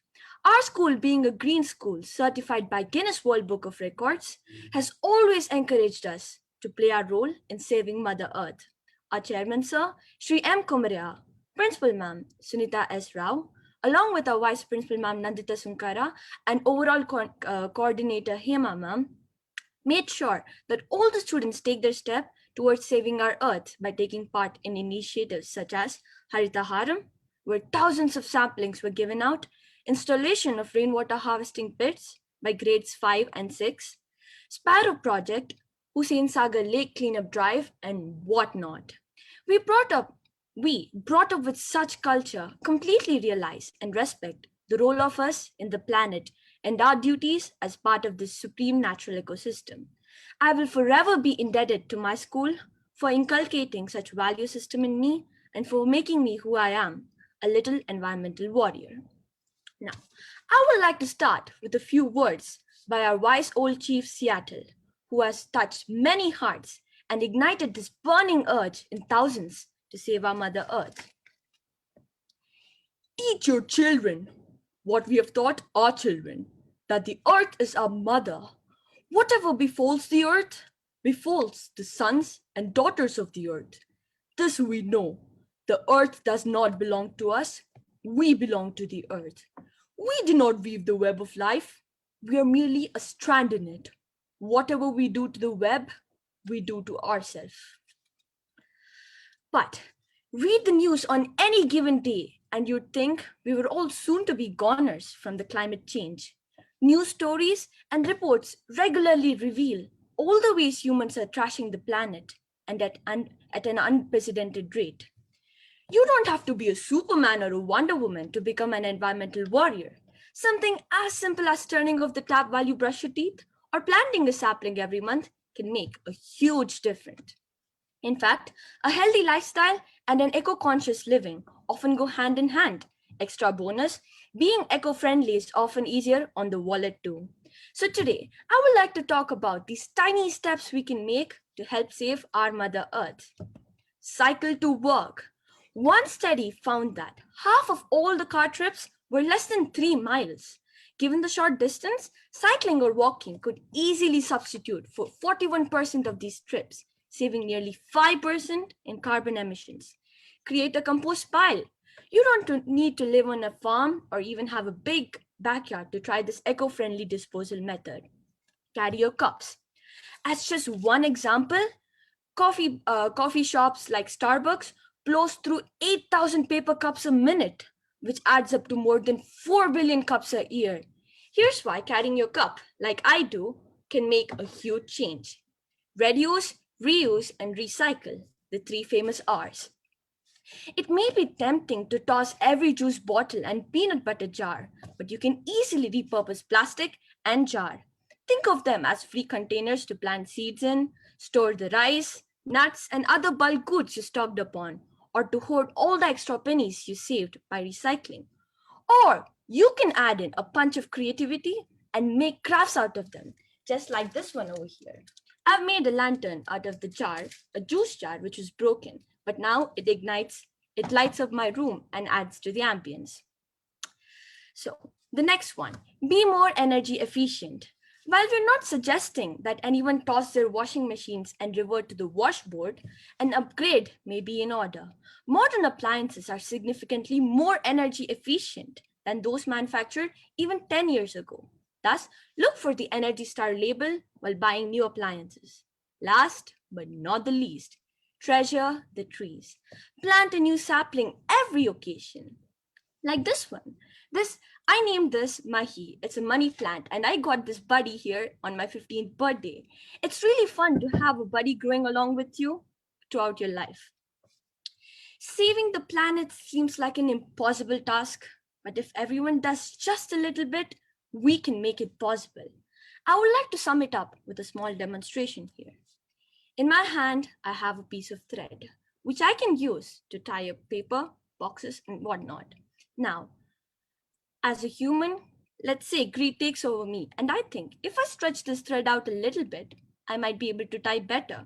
And I stretch, and at one point, it breaks apart. This shows that too much is too bad. Exploiting the Earth's resources too much, and all will collapse and break apart just like this piece of thread. Don't stretch the balance till its verge of breakage. The fact that as of now, there are more plastic bags in our oceans than there are fishes should be compelling enough for you to sit and think for a moment. What have we done to our Earth? Is this what the human population evolved for? These are certain questions that are worth asking. Let's start with ourselves first. How far have we been successful in maintaining our part of keeping the Earth healthy? How are we going to stop this destruction? How are we going to protect our home? All the answers lie within you. No effort is too trivial. So pick up one of these new habits and take action today. I'm going to recite a few lines of Chief Seattle here again. When the blood in our veins returns to the sea, and the earth in our bones returns to the ground, perhaps then we will remember that this land does not belong to us. It is us, it is we who belong to this land. It all starts with a tiny little step, a tiny step which later evolves into a giant leap. I'm willing to put my step forward, hoping that you would join me. Signing off, Prana Sharma from Delhi Public School, Nacharam. Thank you. Thank you, Prana Sharma. I really love the confidence with which you spoke, the voice intonation, how you enacted. You had a creative instinct to you, and I'm sure you're going to go to great lengths. That was very, very wonderful. You spoke about that you do not have to be a Superman or a Superwoman to just become an environmental warrior, and I totally agree with that. Kudos to what you said today. Fabulous. I now request our judge for the day, Dr. Arhar Hussain, sir, to kindly ask his question to Prana Sharma. Sir, if you could please.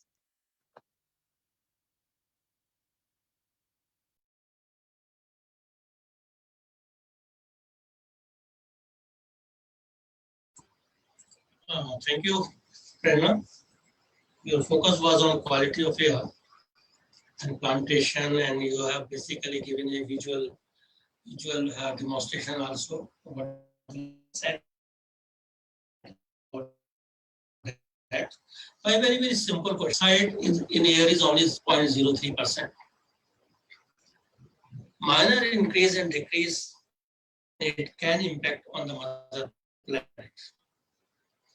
How it impact on our life and how it impact on quality of air. I repeat again, simple question is that carbon dioxide in air is only 0.03%, a negligible amount. Minor increase and decrease in it can impact on the mother planet. How it impact on our life and on the quality of air. Thank you so much, sir. That question really did get me into thinking, but I think I have a little idea. Everything on Earth is just the perfect amount. It's in the perfect balance. Everything is in the perfect percentage. A little bit of anything here and there. Let's just say gravity increases by 0.1% and the Earth is going to collapse. So everything here is in its exact values. And a little bit of change here and there can cause trouble. Like you said, CO2 is only 0.3%. A little bit in its increase will also affect an increase of the greenhouse effect, which is trapping of the heat and heating up of the earth, which results in the melting of icebergs and resulting in pollution largely. So that is what I think. Though it is just a minor change, that minor change will lead up to a lot more difficult problems like global warming and whatnot. So the change might be minor, but it does have a major effect. Just like us, we think nothing matters, but then every small change does matter. Thank you, sir. And how it impact on our health? How it impact on our health? Living organism. CO2. So we don't have a specific mechanism to only inhale CO2 or O2. So when we inhale the air, amount of CO2 enters our lungs too, and then it does affect our mechanism. And also when you look at the greenhouse effect in heat, with increase in heat and pollution, global warming, so does our bodies have an effect. When the environment is heated up, we're going to have an effect on our health too, like heat strokes, heat waves, where people might actually die too. So. Okay, thank you. Thank you very much. Thank you. Thank you so much, sir, for that question. And I also thank Prana Sharma. I wish you all the best. I now call upon our next speaker for the day, Riddhi Rane. Our next participant, she's from Standard 12th and she's representing Jaipuriyar School, Navi Mumbai, Maharashtra. Riddhi Rane, wish you all the best. You may start.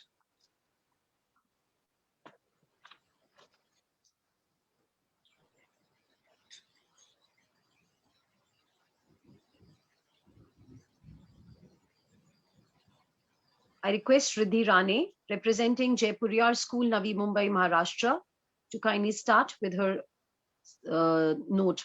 Riddhi Rane? I think she is not available. Okay. I now move on with our next speaker, the participant. We have Rishabh Shah, representing the Kalyani School from Pune, Maharashtra, I request Rishabh Shah to start with the keynote speak.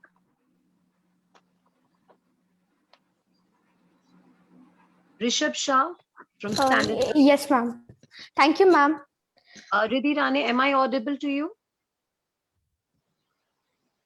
No.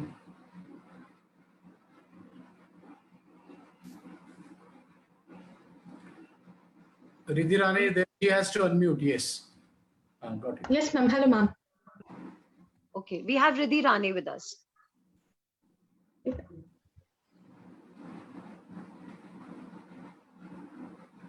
Yes, Riddhi, you may proceed. You may start with your... outside of us. The trees are our lungs. The rivers are bloodstream. We all are interconnected. Sorry, good night. Sorry, ma'am, but I can't hear you. You can start again. You can start again. Okay, okay, sir. Okay, sir. Start. Okay, sir. Hello, everyone. The environment is in us, not outside of us. The trees are our lungs, the rivers are bloodstream. We all are interconnected. Hello, everyone. I'm Riddhi Rane. I study in class 12 and I'm from Jaipuria Public School. I appeal to all people everywhere to raise their voices.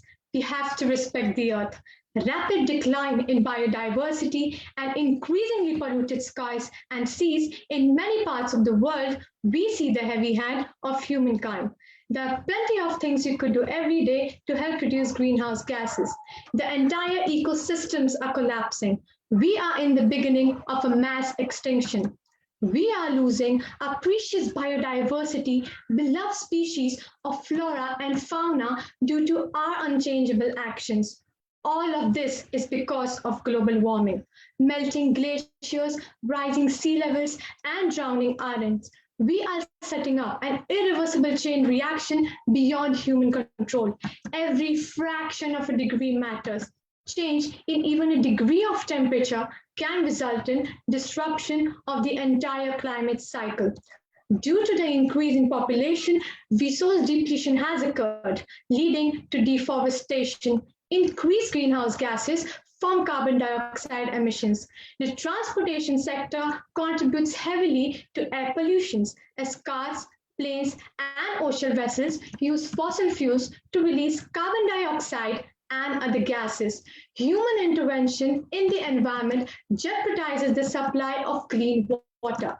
Waste disposal from residential, commercial, and industrial areas contaminate bodies of water. Another environmental issue impacting water systems is overfishing, which causes a reduction in diversity of the marine life. There are plenty of things you could do every day to help reduce greenhouse gases and your carbon footprint to make a less harmful impact on the environment. Change starts with you. Our school has also made some small changes, such as shifting to solar panels, doing rainwater harvesting, and educating students about the importance of environmental preservation. Our school also organizes regular cleanliness drives and tree plantation drives. We minimize the use of paper and recycle it from time to time.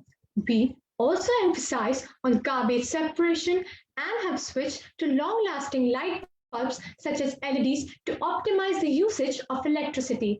The classes are designed in such a way that there is an abundance of natural light and air. In my neighborhood, our corporation has started to use electric buses to reduce the carbon emission from vehicles. Our society segregates dry and wet waste.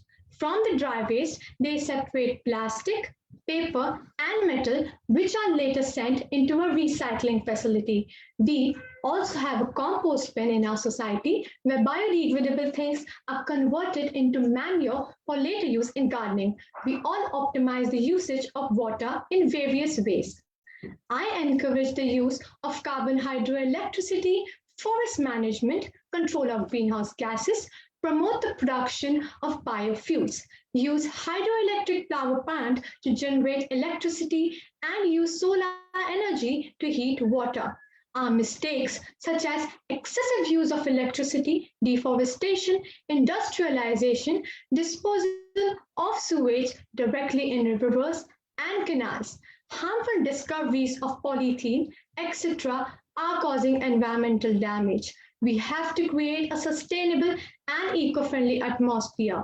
The pandemic has also helped the world to heal itself. We cannot and must not ignore the cries of our planet to help restore a more harmonious relationship with nature. I ask all of you to help re-establish a better environment for all of us to live in happily. Thank you. Thank you so much, Riddhi. I really believe that you said change starts with you, and I totally agree with that. How beautifully your school has thrown insight into solar panel adoption, how they have taken over towards solar energy, rainwater harvesting, and regular cleanliness and plantation drives. I'm sure your students have gone a long way. I now request our judge for the day, Mr. Izzat Hassan, sir, to kindly ask his question to Riddhi Rane. Sir, please. Yeah, thanks, Riddhi. Your presentation was good.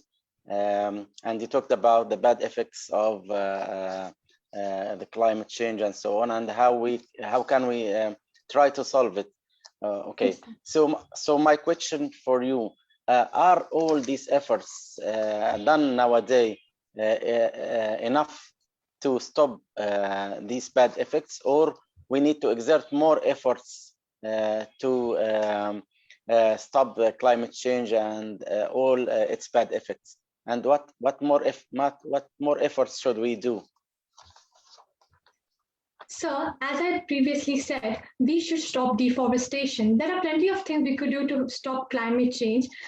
And the first thing is that we have to reduce carbon emission and our carbon footprint as a country, India.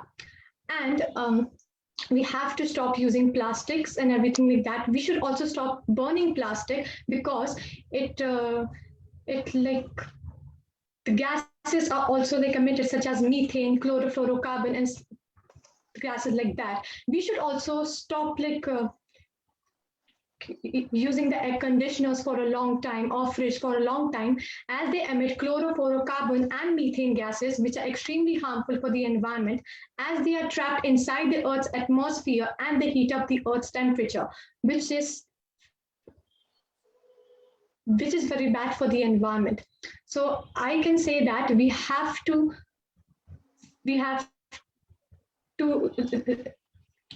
save the environment. We have to. Thank you, sir. Okay, thanks, Riddhi. You are great. Yeah, thanks. Thank you so much, Izzat, sir, and also I'm thanking Riddhi Rane. I'm sure, sir, her answer was pretty satisfactory. Yeah, great. Okay, thank you. I now call upon the next speaker for the day, Rishabh Shah from Standard 9th. He's representing the Kalyani School, Pune, Maharashtra. Rishabh, all the best. Thank you, ma'am. If I could take a paintbrush and paint the mountains and the moors, I would splash yellow to the hillsides and cover them in gorse. I would take the finest linen and the darkest thread of green and sew a line of bracken along the landscapes in between. These beautiful lines from the poem Tapestry, authored by Leslie Greenwood, continue to fill this entity called the environment with color. But have we humans caused any of these colors to fade away? Let's find out. Namaste. I, Rishabh Shah from the Kalyani School, Pune, stand before you to appeal, not to you, but to your imagination, so you gravitate towards the need of changing the status of the environment from susceptible to sustainable. The alarm clock has gone off, but we lackadaisical humans have still not awakened to the dream of a better future. The glaciers are melting, the wildlife is perishing, the trees are disappearing, the temperature is rising, and most importantly, the clock is ticking. The time to act is now. But a natural question arises in all our minds. But how? But how should we save our fragile Mother Earth? Well, that sounds tough to answer, but I have some ways, some simple ways by which we can conserve Mother Earth. Let's see what they are.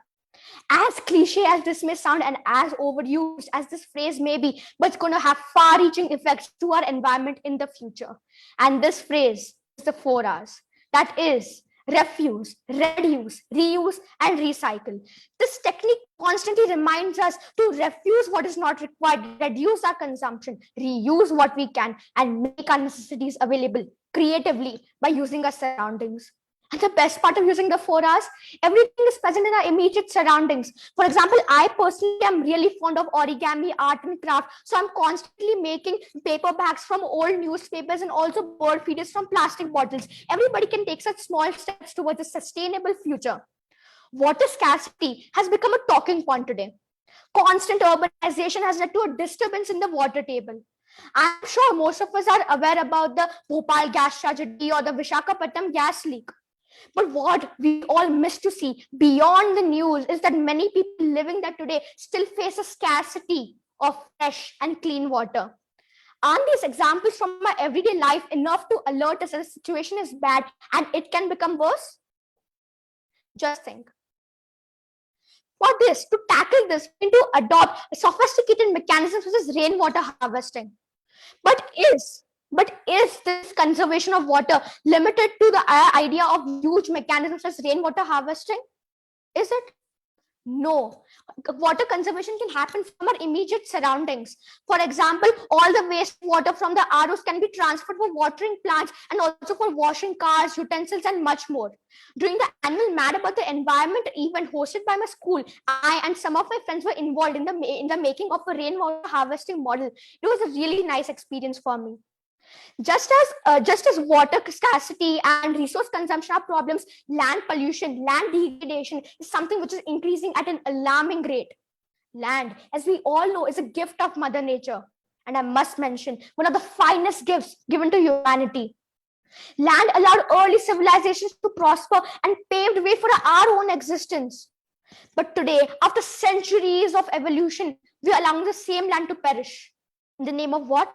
Globalization. Is using plastic, littering, mining, digging, cutting forests, deforestation so much more important than 29% of this dwindling resource? Just think about it.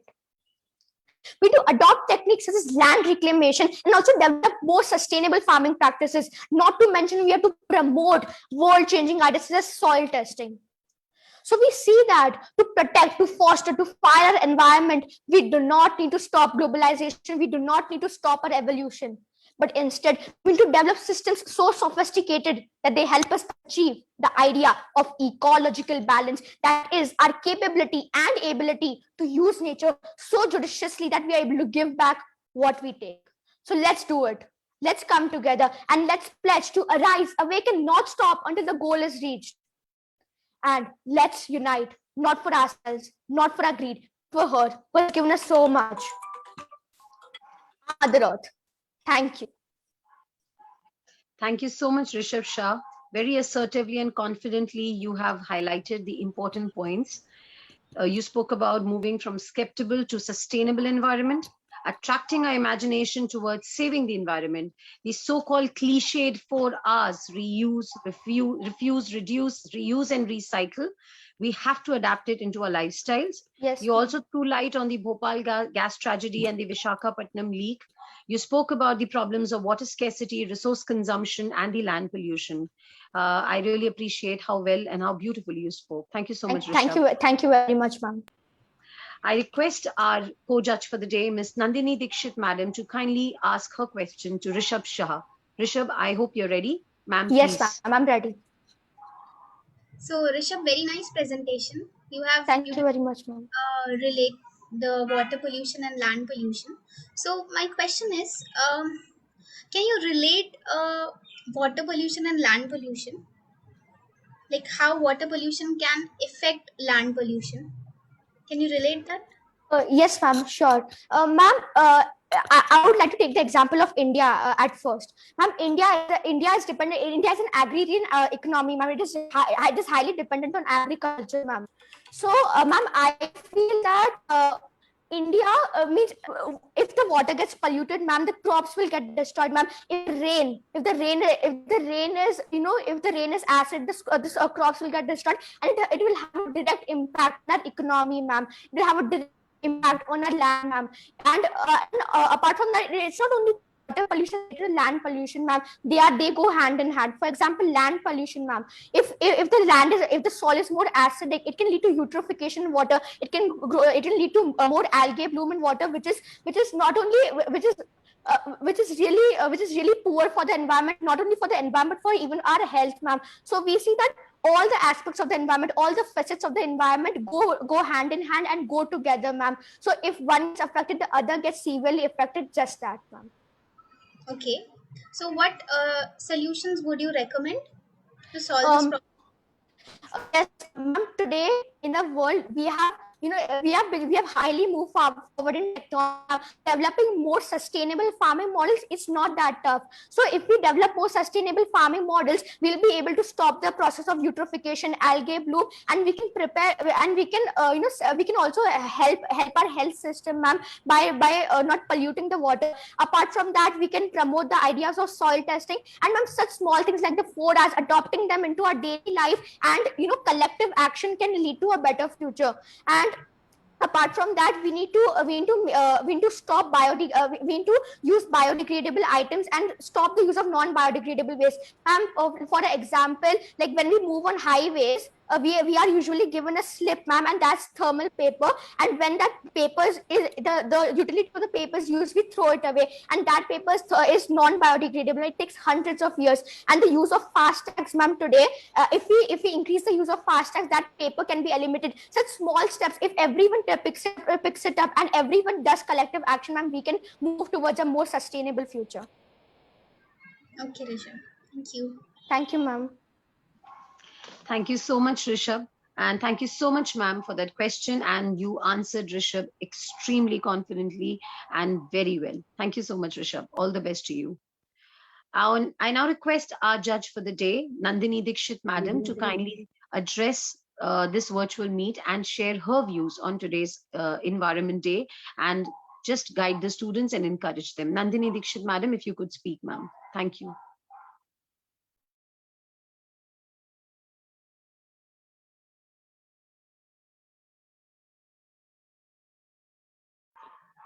I request Nandini Dikshit, madam, our judge for the day, who has joined us today to assist the students. I request ma'am to kindly share her views with the viewers who are observing and watching this program. She has to be unmuted. May I request technical team to unmute her?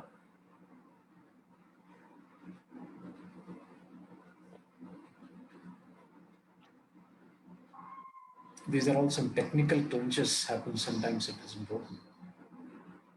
Okay, we'll wait for ma'am for a while. Wait. I think the technical team, can I request Nandini Dikshit madam to please allow her to speak, or she is not available. Tanu ma'am, you can continue. We can call after some time. Okay. Due to some technical glitch, we are waiting for Nandini ma'am. She'll be joining us very soon. I now call upon the next speaker for the day. We have Siba Fatima from Standard 11th, representing New Indian Model School, Dubai, United Arab Emirates. All the best, Siba Fatima. Thank you, ma'am. Thank you so much. Progress is impossible without change, and those who cannot change their minds cannot change anything. A very warm good afternoon to rest of the dignitaries and my dear friends. I, Siba Fatima, on behalf of my school, New Indian Model School, Dubai, take immense pleasure in presenting my speech on the topic "An Appeal to Save Mother Earth," which is one of the major concerns facing by the world. Every day, my father used to talk about his reminiscing childhood memories when my family spent time together. He used to speak about those moments we had with his cousins and friends while swimming in rivers, ponds, playing outdoor games in open grounds, going to school by walking miles and miles. We lived in harmony with nature. When we are visiting our home country, he used to show those places where he enjoyed the beauty of nature with. But now there is no rivers, no ponds, no open grounds to play. But in place of that, tall buildings stood. My father's reminiscing child memories has opened my eyes to the natural beauty of our Mother Earth, which we future generation are missing out. Now, why are we missing out? Where has the beauty of our Mother Earth gone? Every day, we hear more and more bad news about our Mother Earth. Report tells us that the wildlife and forests are disappearing at alarming rates. Newscast gives the latest news on how quickly the Earth is losing its protective shield, ozone. As said earlier, God has gifted us our Mother Nature that nourishes us at every point of time. The responsibility of protecting her lies on all of our shoulders. At this point of time, I remember a famous quote quoted by a Turkish writer. He said that the more we pollute the earth, the less we deserve to live on the earth. The question is, why is it needed to save the earth or protect the earth? What is the real aim behind the Environmental Day? We must understand that the resources that are provided by Earth are limited, and most of us are unaware of this fact, and we are not judiciously utilizing the resources. All the living organisms are dependent on Earth for their survival, and so we should use the resources provided by the Earth in a judicious manner. The theme of this year's World Environment Day is ecosystem restoration. By protecting our environment, we surely can restore our ecosystem. As the most evolved species of the environment, we should remember that our planet is the only planet that supports life. Hence, if our planet is under peril, we should remember that we will not have an option to move to another planet for our safety. Hence, it is important to make most use of what we have right now in the best manner. The journey to save our Earth is not in its the end phase, but through strategies, it is possible to protect and restore our Mother Earth. We should conserve water and water bodies, choose sustainability in every aspect of life, reduce the waste as much as possible, reuse the products as many times as possible, and recycle the resources to the greatest possible extent. We don't need to put a lot of money to go green, but simple changes in our daily lifestyle is what we all require. Today, we are facing lows, suffering, and unprecedented challenges as a result of COVID-19. I extend my condolences to all those lost their loved ones. Our experience with COVID-19 has demonstrated us that we humanity are not separate from the world around us. We must together fight and protect the earth and ecosystem because it affects every aspect of human life. I remember a quote which I heard once. It says that if we continue to exploit a Mother Earth, then oxidants will be salt and water. So, my dear friends, on this great occasion of World Environment Day, let us all promise to protect our Mother Earth and provide our future generation a better place to live. Let me conclude my speech by reminding you all that whatever is given into the earth is written back. And also, I would like to extend my thanks to all the team members of Global Talk Education Foundation to provide me a platform to raise the awareness of global concern of the Environment Day. Thank you, and wishing you a peaceful and a happy Environment Day. Thank you so much, Siba Fatima. Your parents' childhood memories of living in a green world, green environment, open seas, open land, it's very tempting, and especially in this pandemic time. I wish our children get this bountiful in their lives. You spoke about that the more we pollute Mother Earth, we actually have the less right, or we deserve less to live on it. Very well said. Yes. Resources need to Thank be you, used ma'am. judiciously to balance out the ecosystem. I totally agree with you, Siba. I now request our judge for the day, Dr. Muntar Muhammad Zoud, to kindly ask his question. Sir, kindly please ask your question to Siba Fatima. Sir, please. Thank you very much. And thank you for the presenter who has just presented. My question is that you said that you have gone back to your childhood memory about the greenery, etc. And now it is no more there, and it is become like no greenery. What, as a person who is fighting for the benefits of nature, the environment, how can you bring back such greenery to the areas where greenery is disappeared, or how we can curb the expansion of the cities on the expense of the nature? Thank you, sir, for your question. And I would like to quote, as said by Mahatma Gandhi, there is anything for everybody's need, but not for anybody's greed.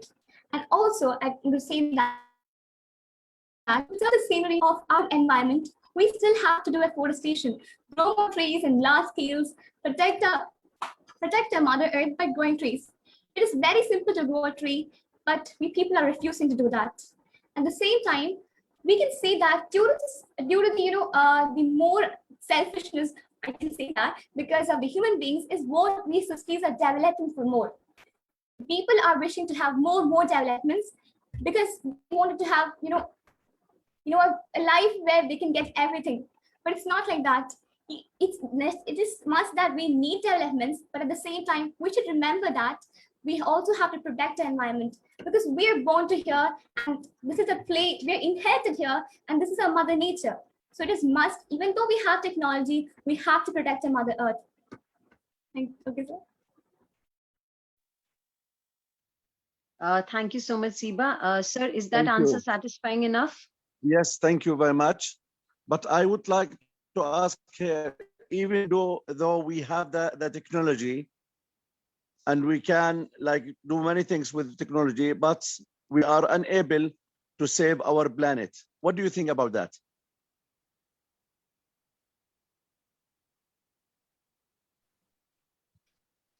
Sir, could you pardon me if you could repeat the question, please? Sir, can you please repeat the question, sir? Yes, I said that even though we are using technology, but we are unable to save our planet. And every day we have something different. Like the weather change, the climate change, all these things. Even though we are utilizing the technology should help us to to save, not to destroy. What do you think about that? The basic thing is that by developing technology, we are actually polluting the earth. Like we create more technologies, and these can be the reason for what pollution we are causing. Like developing more and more technologies, it leads to global warming and the rise in the greenhouse gases is because of the development of technology itself, sir. So, so with that. At the same time, we can say that it is because we forget our Mother Earth in the world of rushing behind possessions. This is the main reason because we are not protecting our environment. Is it okay, sir? Thank you very much. Thank you, Siba. Thank you very much. Thank you, sir. Thank you Wish so you all much, the best. Siba. Thank you so much, Muntasir, sir. Siba, I think we need to adapt more eco-friendly technologies, which will help to save the world in a better way. Thank you so much. I once again request Nandini Dikshit, madam, if she could join us and embark some light on today's Environment Day and her views and share it with the children and the viewers. Ma'am, are you there? Nandini Dikshit, madam, our judge for the day. Yeah, I'm here. Thank you. Thank you, ma'am. So, I would like to talk about the waste generated by the beauty products, which certainly people don't consider as a big thing. So, in this pandemic, uh, we have ordered a lot of different beauty products which comes in plastic packaging, and a theory was proposed in 1990s named as lipstick effects, which explains how during an economic recession sales of beauty products had increased. So when at the time of distressing environment, people try to indulge themselves in purchasing little luxuries for their emotional lift up, and one of them includes cosmetics. So right now, the current status of these cosmetic products is that they comes in plastic packaging, and also their life cycle starts from their life cycle starts from the extraction of raw materials, the production, the production, and then the usage, and after that it goes to the landfill. So in the landfill there are a lot of different types of chemical agents that gets leached out in the soil, which contaminates the groundwater. And in India and as well as many places, the main water source for people drinking water is the groundwater, which is badly contaminated with different chemicals such as arsenic and lead.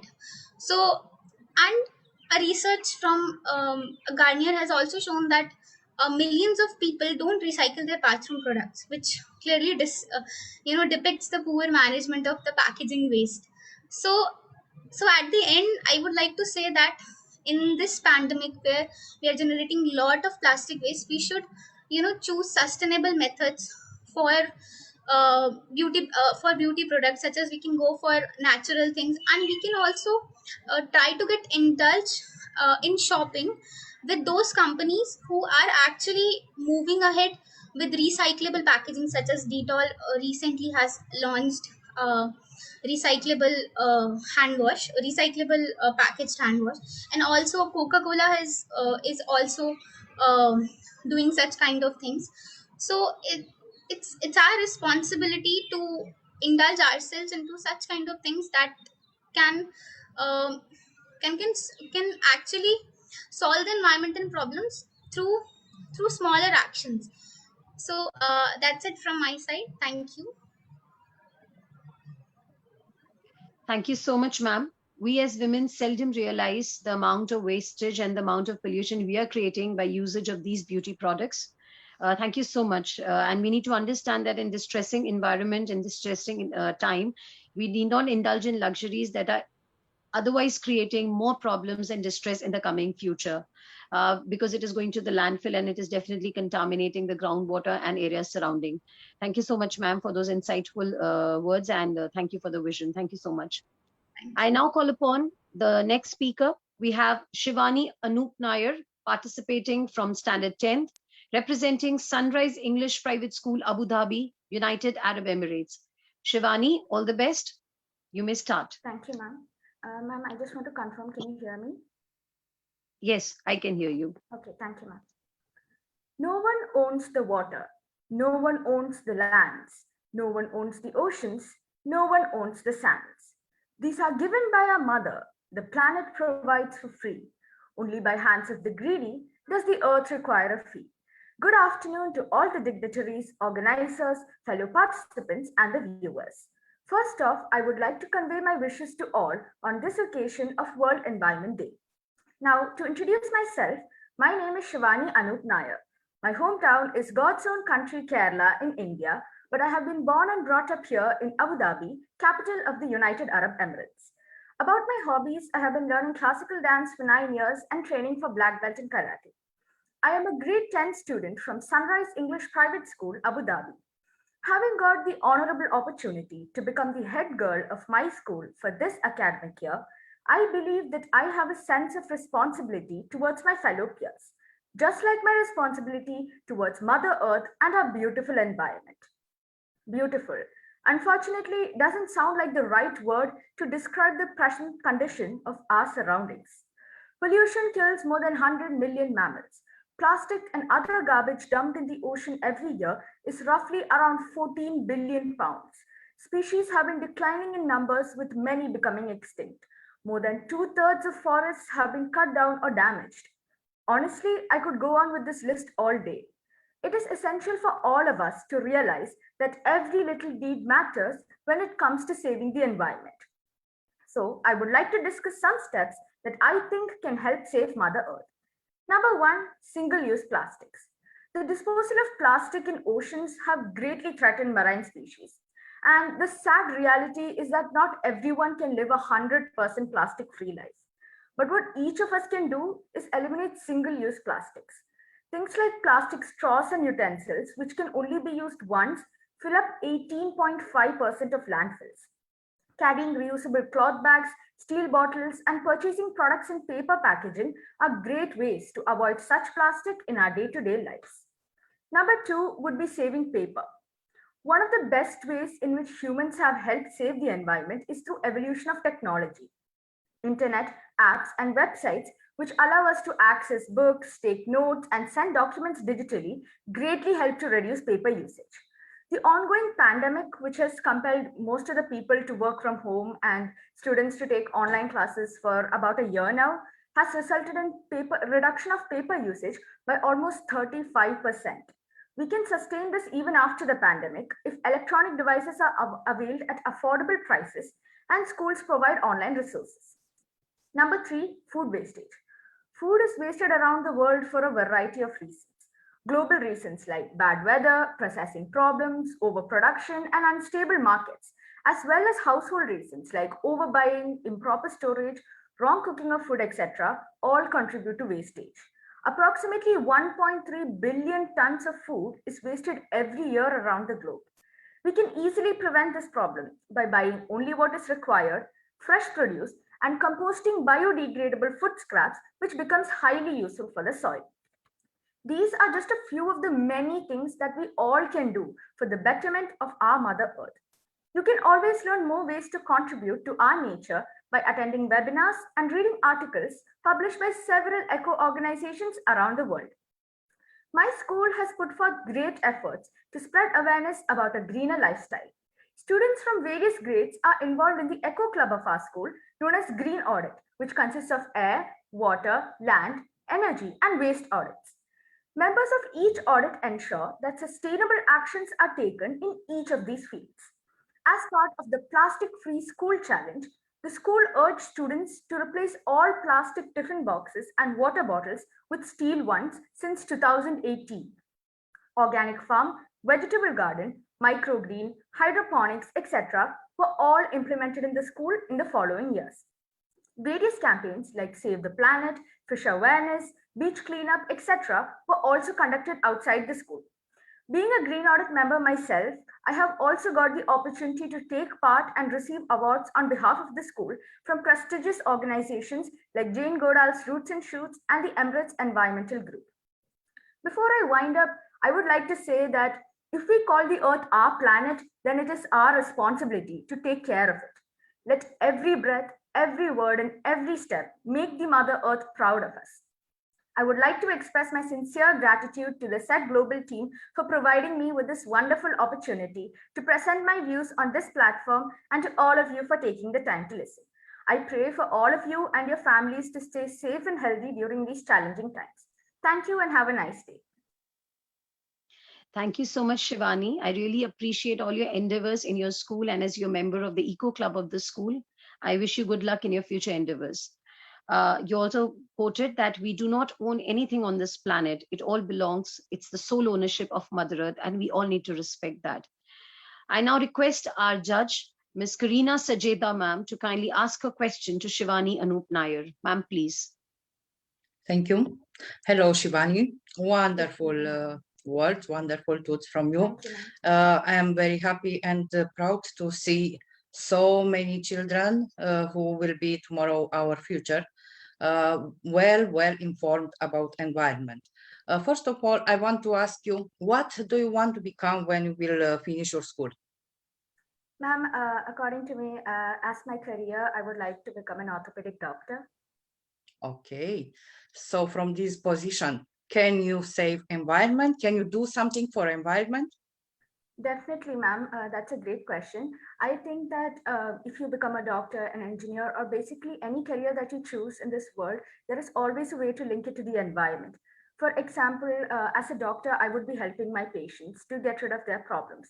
So when we're working in the medical field, we all know that we are producing a lot of waste, and since we have to stay sterile in the in the operation room, we have to dispose of a lot of medical waste, and also some of the times it can be really toxic. So this can be really harmful to our environment, and I believe that it would be our responsibility to make sure that the hospital which I work in or wherever you work, make sure that the waste produced there do not harm our environment in any way. We must make sure that we find a proper way to dispose these off without disturbing the balance of our ecosystem. So like this, I think that I could definitely relate my career, as well as I think everyone can relate their careers to saving the environment as well. Wonderful answer. Thank you. Thank you, ma'am. Thank you so much, Shivani. I think, ma'am, you're pretty satisfied with the answer. Thank you so much, Karina, madam. I now call upon the next speaker, Sharu, from Standard 9th, representing Rana International School, Amroha, UP. Our next speaker, Sharu from Standard 9th, Rana International School, Amroha, UP. Yes, ma'am. A very good evening to all the dignitaries, honorable dignitaries, respectful judges, and all the members present here. I am Charu, an eco-warrior, daughter of Mr. Sanjeev Yadav and Mrs. Sheetal Yadav, and an environment-aware student of class 9th of Prana International School, Amroha. Today, I'm feeling greatly honored and privileged to be able to present myself as a CEDx speaker on this global platform. It's indeed a great opportunity for me to express my ideas in front of such eminent personalities on this occasion of World Environment Day. It's right to say that the greatest threat to our planet is the thought that somebody else will save it. Imagine if trees would be giving Wi-Fi signals. We would have planted them everywhere around us. But for replantation, we need awareness campaigns. Why is it so? We used to think till now that natural resources like air, water, and soil are free entities. We had taken them for granted without realizing their importance. We kept on degrading their quality and focused more on technological and industrial development. But unfortunately, when we faced acute shortage of oxygen cylinders to treat COVID-19 patients during the second wave of pandemic, we realized the significance of this life-giving oxygen. Our Earth is a very beautiful planet in the universe, and the common habitat of more than 7 billion human population and millions of species of biodiversity. Despite unavoidable free services provided by the Earth to humans, we are not able to pay off our kindness. Rather, we are being cruel to her with our selfish activities.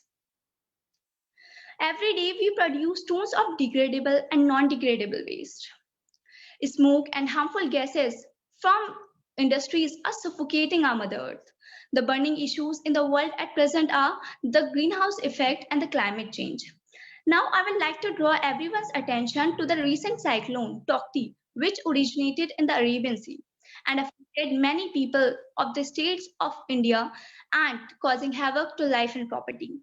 Earlier, the cyclones from Arabian Sea is thought to be the leading factor in the increasing frequency and intensity of cyclones over it. And we all are aware that the rising temperature is all because of global warming.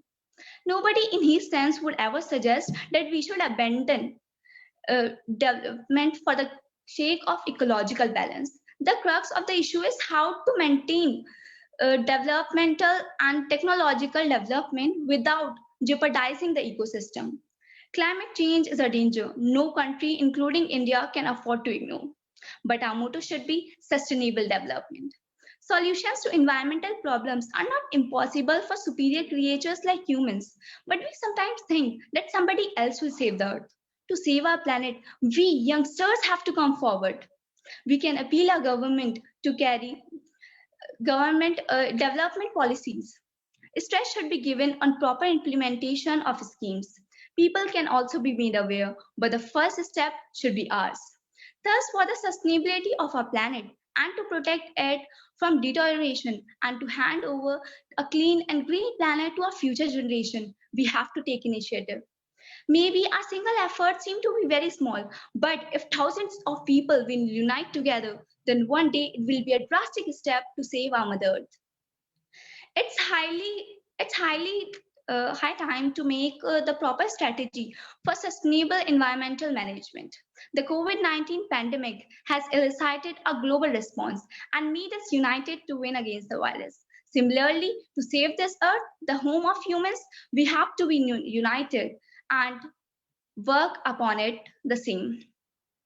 At the end, I would like to thank the organizers, judges, and all the dignitaries present behind this program to give me opportunity to speak in front of such prestigious stage. Thank you so much. Thank you so much, Sharu. You spoke about our motto and mission today should be sustainable development, and why we should believe that somebody else will save planet Earth. It should be each one, and each one of us have to shoulder this responsibility. Thank you so much. I now request our judge, Mr. Kamal Jabbar, sir, to kindly ask his question to Charu. Sir, please. Thank you, Sharu, for this great presentation about the sustainability. I can understand from your presentation what the meaning and your perspective about sustainability. My question is related also to the sustainability. As an environment activist, how can we convince people, community, and companies who are destroying the environment to be part of our activities, our efforts to keep the sustainability? So thank you for the question, and I would like to suggest that we should protect. We should do everything. What can we do to protect our environment? I suggest people to plant more and more trees. So it is said there should be one system. We should plant a tree on our birthdays, so that it is to plant a life or start a life on the day your life was started. And I will suggest them to not to use aluminium foil, so as when it is burned, it produces toxic substances which are not good for health. I will say recommend people not to waste water, as there's a lot of water scarcity nowadays, and use more and more public transport rather than private transport. And at a certain level, we should try more and more not to waste food, and the extra food should be given to the beggars, or it can be used for compost, so that it can further be used to give nutrients to the plants in the form of manure. And yes, sir. That's great. That's great. Thank you, sir. Thank you. Thank you so much, Sharu. Thank you so much, sir. I'm sure the answer must be pretty satisfying.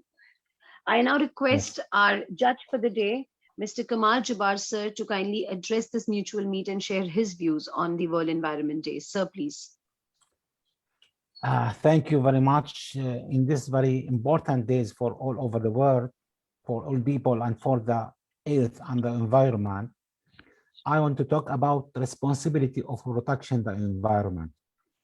As we hear that the responsibility should be go to the government, the policymakers, but in fact, responsibility of protection the environment for all. We are all responsible from A to Z. It means we can't blame anybody, non-government, non-people, non-companies. We as people, we have to think in our life, in others' life who are coming after generations. When we talk about the protection of the earth, protection of the humanity, we have to think about sustainable action for all, for humanity, for the earth. This is not a matter of mine or you. It's a matter of us all. So I invite all students, people, teachers, all professions, and all people to protect their life, our life, and our children's life. Thank you. Thank you so much, sir, for this global invitation towards environmental awareness. We really appreciate your presence and your time. Thank you so much, sir. I now call upon the next participant. We have Tanishka Gupta from Standard 10, representing SSD Saraswati Bal Mandir, Punjabi Bagh, Delhi. Tanishka Gupta, all the best. You may speak now. Good afternoon to all the honorable judges, organizers of this event, and my fellow participants present here. I am me, nothing more, nothing less, and that is enough. I, Tanishka Gupta, studying in school Sri Sanatan Dharam Saraswati Bal Mandir, Punjabi Bagh, Delhi. Firstly, I would like to thank the CEDx team for giving me such a golden opportunity of presenting myself on this platform. I was on cloud 9 when I was selected for it. As World Environment Day is celebrated every year on June 5, but I wonder, is it really celebrated only once in a year? No, it should be celebrated every month and each day of the year. World Environment Day helps to create awareness that there should be a day which can be given to environment. When I am going to park, who will give me more, me or the park? Of course, the park. They are working 24/7 for us. Today, let me give you a new definition of environment. Where is environment? Environment is inside us. You must be familiar about a story, The Last Leaf by O. Henry, where a boy was about to die and was looking out of the window continuously and waiting for the last leaf of the tree to fall off as it would be his last day. He made such an environment around him. But his mother drew an artificial leaf for him. Obviously, it didn't fall and the boy survived. Where does this energy come from? This comes from the environment. So the environment is inside and outside us both. And if we protect our environment, the environment will protect us. Do you know a very common similarity between us and the environment? The environment is made up of 5 elements: land, water, fire, air, and sky. We as a human are also made up of all these 5 elements, which we say Panch Tattva Sharira. On this, I recalled a shloka: Mata Bhumi Putro Aha Prithviha. Earth is my mother and I am her child. From the very starting, we were taught to worship nature. That's why we denote them Ganga as Mata, Tulsi as Mata, Van as Devta, and the list goes on.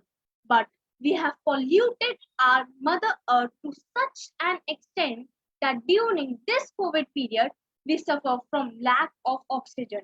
I ask you all that in this lockdown time, are we even watering the plants at our terrace? I will say, don't plant a tree. Do you remember that last year you have sown a seed? Now where is it? How much has it grown up? At least just water the plants, existing plants around you. I tell you, we are so useless. A tree is more useful than us. It gives us medicines from its leaves. It gives us fruits. It gives us vegetables and flowers. It gives us shadow and it brings rain to us. And even after its death, it gives its wood to us. Plants don't depend on humans. Humans depend on them. Go in a forest, you will find millions of trees where no human lives. Nature looks bad without humans, but will look worse without plants. As my co-participant told us about Lord Lakshman's injury, which left him unconscious, then what was happened? What do you think? What have saved his life? Was it something magical? No, it was not a magical. It was a medicinal plant, the Sanjeevani booty, carried by Lord Hanuman all the way from Himalayas. Like the Mother Earth can save the life of Lord, it is continuously saving our lives. I, on the behalf of my whole school family, urge you to have a feeling of gratitude towards Mother Nature. Now, I would like to conclude with a quote: the future depends on what we do in present. Thank you. Thank you so much, Tanishka Gupta. You're so right that the environment has given us so much, and it is definitely needed that we need to celebrate Environment Day every day and give it back in the same coin. We need to protect our motherland. We need to protect it. And the beautiful recital of O. Henry's last leaf, how just that leaf saved a life. And that is how we have created an environment in ourselves, and we need to protect that environment. Thank you so much, Tanishka Gupta. I request Dr. Arar Hussain, sir, to kindly ask the question to Tanishka. Sir, please.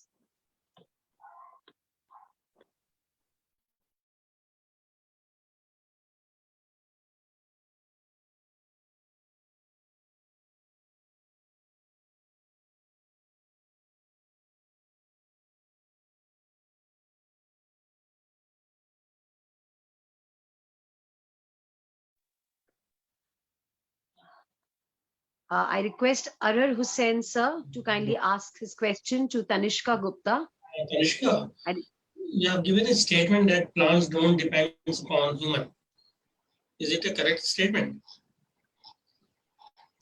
Sir, yes, because we in forest we used to go, and there are millions of trees where no life exists. I have said this in my speech, that there are no humans which used to water them, or which used to like give them they are not dependent on us in the forest. The nature is there for them to make them grow. We are getting oxygen from the plants, and we are also giving carbon dioxide to them also. Okay, fine. My question is that you might have heard that in 1987, there was an international event related to environment that was called Montreal Protocol. Maybe you might have heard this name. In this Montreal Protocol, there was 129 heads of state who attended, President and Prime Minister attended this meeting, where they decided to phase out use of chlorofluorocarbon from cooling machines. What is the status of chlorofluorocarbon in 2021?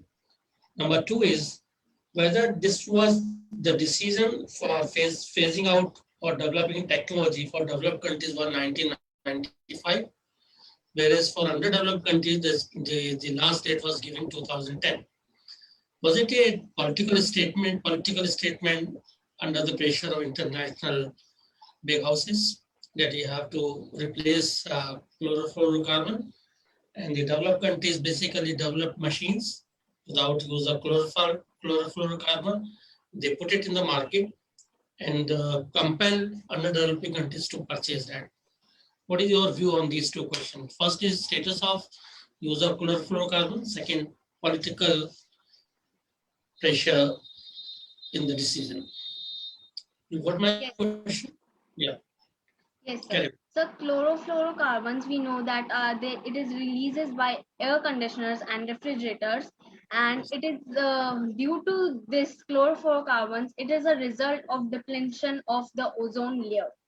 So it is important to we have to minimize the use of these both things to minimize the production of chlorofluorocarbons to keep our environment safe, as there is depletion of ozone layer, and in plus point there is also air pollution which is caused by chlorofluorocarbons, and they may impair our lungs and make us like asthma type of diseases we used to get because of this. Okay, what about second question? Sir, I was not able to hear the second question properly. So can you second question was that the condition was given to developed countries that they have to avoid use of chlorofluorocarbon in their machines. And for underdeveloped countries, the last date was given 2010. So whether this decision for giving last dates for developed countries and underdeveloped countries was under the pressure of international big houses, manufacturing houses, they will not be able to develop their own machine by the underdeveloped country, they have to purchase the machine of the developed country. Sir, that yeah, carry on. Yes, sir. Sir, it is a good decision that they have tell to minimize the use of chlorofluorocarbons. Sir, sorry, but I don't have more knowledge about it. Okay, fine. Thank you. Thank you. I would like Arar Hussain, sir, if you could explain the answer to the child in case you would like to elaborate on the question you asked and you would like to let all the children know about it. Yes, okay. You know that in Montreal Protocol 1987, the decision was taken that you have to completely phase out the use of chlorofluorocarbon in air conditioning cooling machines. And the last date was given to developed country in 1995, whereas for underdeveloped country, the condition was 2010. And you know that the underdeveloped countries have their own problems. They don't have scientific mind, they don't have scientific hand, they don't have finances, they have their own problems. So they have not been able to develop their own machine by 2010. And finally, they started purchasing the machine, which was launched by developed countries. So there is views of people that they think that it was basically a planned decision to compel the underdeveloping country to purchase their equipment. They manufactured and they launch in every country. And we are now purchasing the machines, air conditioner, air conditioned cars and everything that we are not using chlorofluorocarbon nowadays. So this was a confusion that whether that decision was a politically motivated decision or it was scientifically required decision. Okay. Okay, thank you so much, sir, for the clarification. I'm sure, Tanishka, you must have understood what sir wanted to explain. Thank you so much. I now call upon the next speaker. We have Tanishka Rakwal from Standard 10, representing Air Force School, Jammu and Kashmir. Tanishka Rakwal, our next participant. All the best, Tanishka, all yours. Yes, ma'am. I belong to one of the youngest union territories of India, Jammu and Kashmir. Kashmir, globally acclaimed as heaven on earth, and Jammu, the charismatic city of temples. Amongst these temples is my temple of education, that is my school, Air Force School Jammu. Here, we get inspiration on every new dawn from the soldiers who are always ready to attain martyrdom for the Mother Earth. On the same lines, we are expected to develop the passion to protect environment.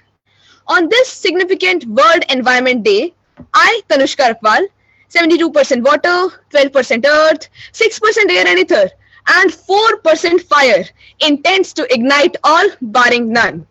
A very enthusiastic evening to the elite panel of judges, eminent dignitaries, the worthy organizing team, and the esteemed audience. I deem this opportunity as a benediction to explicit my views on the topic, Appeal to Save Mother Earth. Whether you like it or not, it's happened to you, and it's most likely to happen again. Getting stuck in a traffic is like a rite of passage for all drivers out there. The buzzwords we hear are, why don't they build more highways? But if I tell you that adding car lanes to deal with traffic congestion is like loosening your belt to cure obesity, because if you build it, they will come. So a better remedy would be to remove highways. Boston knocked down highways, reducing 62% of traffic. So why this colloquy? We know that hackney term, climate change. It is a mistake declaring our planet on stake. Climate change isn't new to our Mother Earth, but being just a decimal of our Earth's history, egocentrically, it's about our vulnerability. It took Britain half the resources of the planet to achieve prosperity. How many planets would a country like India require? The environment we live in determines the quality of our life, not the economy. Respecting sustainability, both must coexist with proportionality. What we consume, we must replenish and eliminate that egotistical garbage that plagues the world overtly covertly. Else, everything will perish per se in the conventional system of ecology like this pandemic. Practically, if I ask you all not to use your own cars for a week, majority will choose sheer denial for being uncomfortable to change their lifestyles. If carbon dioxide was black, we would have dealt with these issues primarily. We can't cross the sea by just staring at it. Similarly, only governments can't do a miracle. The so-called animal lovers who carry leather bag on their shoulders as a vogue status symbol are the most suave hypocrites. It would be ignorant if we spare the meat industry issue being a trio of pollution. Ladies and gentlemen, vegetarians live a longer life. My diligent fellow mates have cited various activities and drives. No doubt, my school also involved us in these rituals, including book donations, plantations, posters, etc. I was trying to figure out why they aren't still efficacious, as it is superficial with no lasting effects. Actions have no language and are observable as done by individuals and non-government organizations. Apparent in my UT, having launched campaigns to retrieve the forest land, clean the Trikuta Hills and River Tavi. Likewise, pragmatic methods to live a zero-waste life are constructions of buildings thermodynamically to forsake ACs, carbon pricing for industries, cardboard furniture, incinerating garbage, using split hair ends for oil spills, and etc. Now, one case in point, on my first visit to Delhi, the capital city of India, my inquisitiveness for the man-made marvels was shattered at the periphery by the glance of a garbage mountain. An apt course of action would be to solely refuse single-use plastic in the first place. Now let's transit from the reckless linear economy where products are made, sold and thrown as if we have infinite resources and immortal lives, to a circular economy where we lease it and once done, we return. Nothing is trash. Now, please stop depending on scientists to develop a plastic eating bacteria. I fear what has happened to our creativity. Is it gobbled up by the web? Or did we send our ingenuity to Mars along with the rover? The trendy objective of colonization of Mars includes me as a maniac, having a companion series book. It is convoluted, as they aim to produce oxygen from carbon dioxide using MOXIE. Can't we have the same on Earth? The paradox is rejecting vast deserts on Earth, but aiming for the inhabitable, where costs overruns. I reject this rejection. Activists should not wrangle for recognition ostentatiously. If you are serving the planet decently, you don't need it. You are above it. A precise solution is to shrink the problem. That is we, the population. For now, let's limit our priorities. But for a long-run population problem, we need to control our aspirations, as we can't control the human aspirations, but can control the population. Laconically, reduce human footprint, reduce the feet. Thank you. Thank you so much, Tanishka Rakwal. Tanushka, I really saw that environmental soldier in you. That spark is very much alive. Your command, your assertive voice, it was pretty awe-inspiring. And definitely the way you portrayed the percentage of the Panch Tattva that you made, it was quite intriguing. All the best, beta. I now request our judge, Mr. Izzat Hassan sir, to kindly ask his question to Tanushka Rakwal, representing our Union Territory, Jammu and Kashmir. Sir, please. Yeah, okay. Thanks, Tanishka, for the nice presentation. Thank you. From your presentation, you said that I concluded that going back to nature and natural life and reducing population are the main solutions for this problem we face. So, Yes. do you think that technology can be an obstacle to restoring the earth to its natural state, or we can use technology to help us in doing so? Surely, sir, technology can be very helpful in these things and also for population control as well. As we all know that nowadays we have taken a great step for introducing online education and all those things which have reduced the use of papers. And these things can be implemented. And for a long run, yes, technology can be our companion. Even if we reduce the population, technology can be a part of our mission. Okay. Thanks, Tanushka. Thanks. Thank you, sir. Thank you, Tanushka. I hope, sir, the answer was satisfying enough. Yeah, great. Thanks. Thank you so much, sir. I now request our judge for this day, Dr. Munthar Mohammed Zaud, sir, to kindly address the virtual meet and share his views on the event today, as well as on the World Environment Day. Dr. Munthar Mohammed Zaud, sir. Sir, if you could please speak to the children and all the viewers.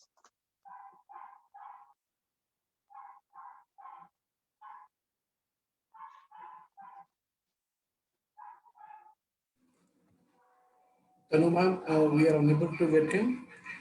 I think so. Okay, I may request Karina Sajdia ma'am if she could speak.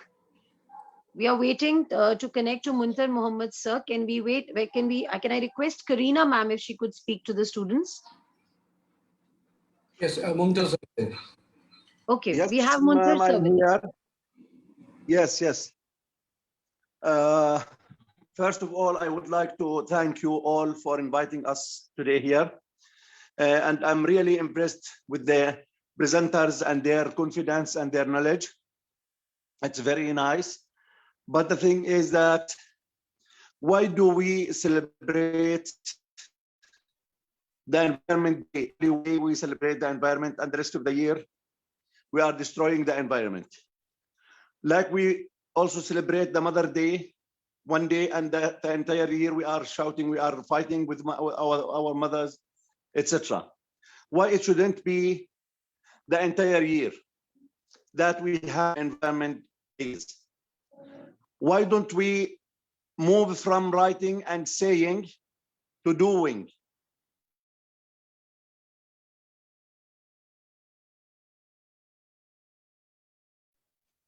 We do this. Why can't we start with ourselves and show people that we are doing to be an example for them to do and to follow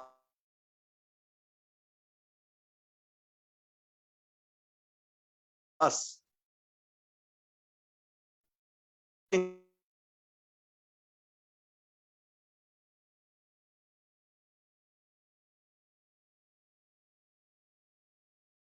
Take the, or no one is following, no one is asking what things you have done for the environment, because we ourselves are not taking it seriously. We are not doing it ourselves.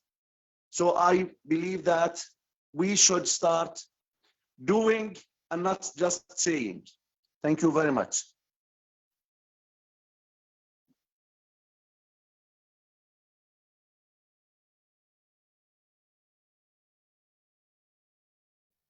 Unmute yourself, unmute yourself.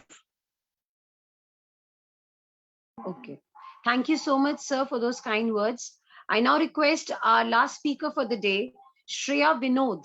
Shreya Vinod from class 11th, representing Vidodaya Matriculation Higher Secondary Academy, Chennai, Tamil Nadu. Shreya Vinod. Hello, ma'am. Thank you very much. All yours. I prefer standing while talking. Is that all right? Yeah, absolutely. Thank you. Thank you very much. You should just be in the visibility range. Am I visible? Yeah. Yeah. I hope I'm audible. Yes, you're audible. All the Thank best. you very much. Thank you, ma'am. So I'm sure our uniform itself showcases how very fond our founder was of nature. So here I begin with my speech. Huge wildfires on the rise. Is this the burning reality of today? Carbon dioxide levels at highest. Compulsory face masks for all in over 20 years. Scientists say that the Arctic Ocean might soon succumb to a new threat, Atlantification. Will the North Polar species soon be extinct? Every day there is a new headline which predicts our Earth's deadline. A very good evening, honorable dignitaries, respected members of the jury, parents, teachers, and the young leaders of tomorrow. I, Shreya Vinod of grade 11, from Vidodaya Matriculation Academy, Chennai, Tamil Nadu, stand before this august gathering as a nature-loving 16-year-old ready to pour my hearts out. It's almost the end of an enlightening session, and over the next few minutes, I'll be sharing my thoughts on the topic, Appeal to All, Save Mother Earth. I would like to begin with the following proverb that really hit me hard. It goes like this. We do not inherit the earth from our ancestors. We borrow it from our future generations.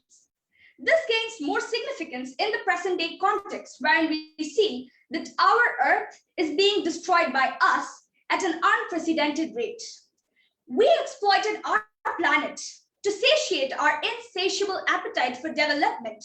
And now when it comes to healing our planet, we've suddenly become apathetic. Inculcating in its students, the future leaders, a passion towards the environment has always been the sole objective of my school, Vidodaya. It's been 13 years since I stepped into the breathtaking green portals of my school. Our astounding 13-acre campus is satiated with more than 33 species of trees and plants. No wonder Rabindranath Tagore tagged it the Shantiniketan of South. Every year during the first week of July, we celebrate the tree festival Vanamahotsav, during which we plant a lot of saplings and name them.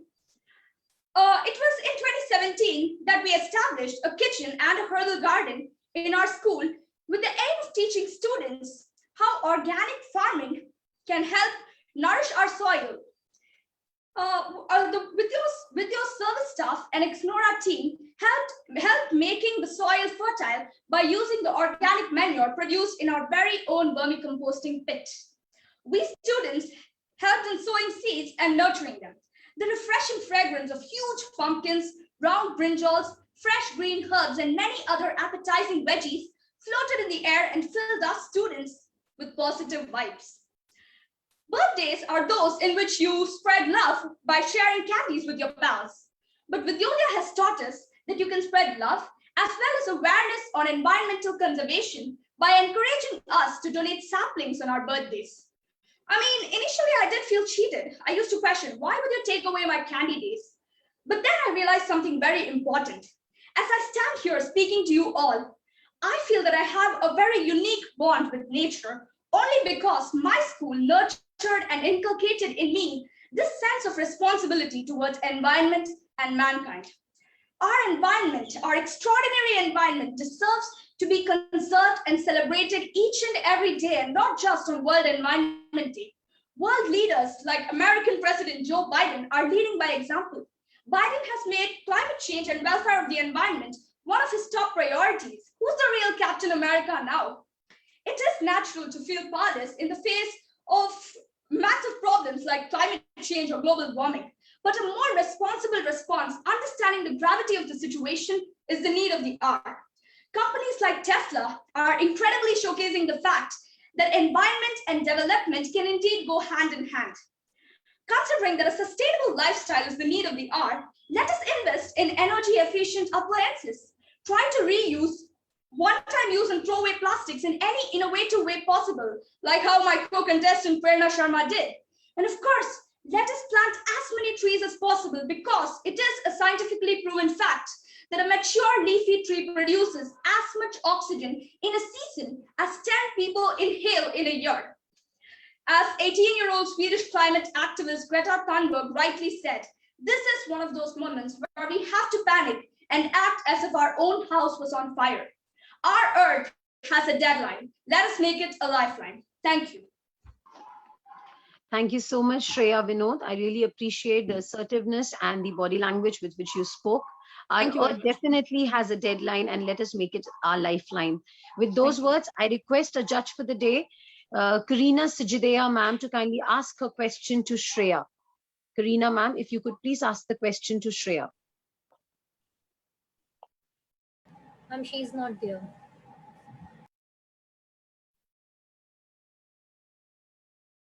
We are not able to connect to Karina Sijideya ma'am. I would request any other judge who's willing to ask a question to Shreya Vinod, our judges for the day. If we could connect to any of the judges, they can ask the question to Shreya Vinod.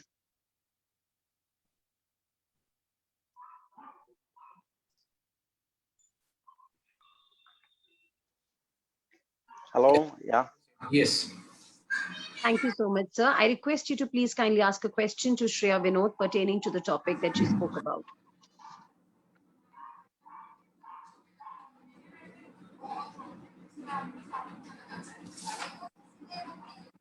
Okay. Yes, sir, please, over to you. Please ask your question. Yeah, okay. Thanks, Shreya, for your wonderful presentation. And I'd like to ask you about you said we don't want to make it a deadline, we want to make it forever. So I'd like to ask you, what's your personal vision for the Earth maybe in 100 years' time? How can we make our Earth sustainable? How will the Earth look like maybe in 100 years' time in the future?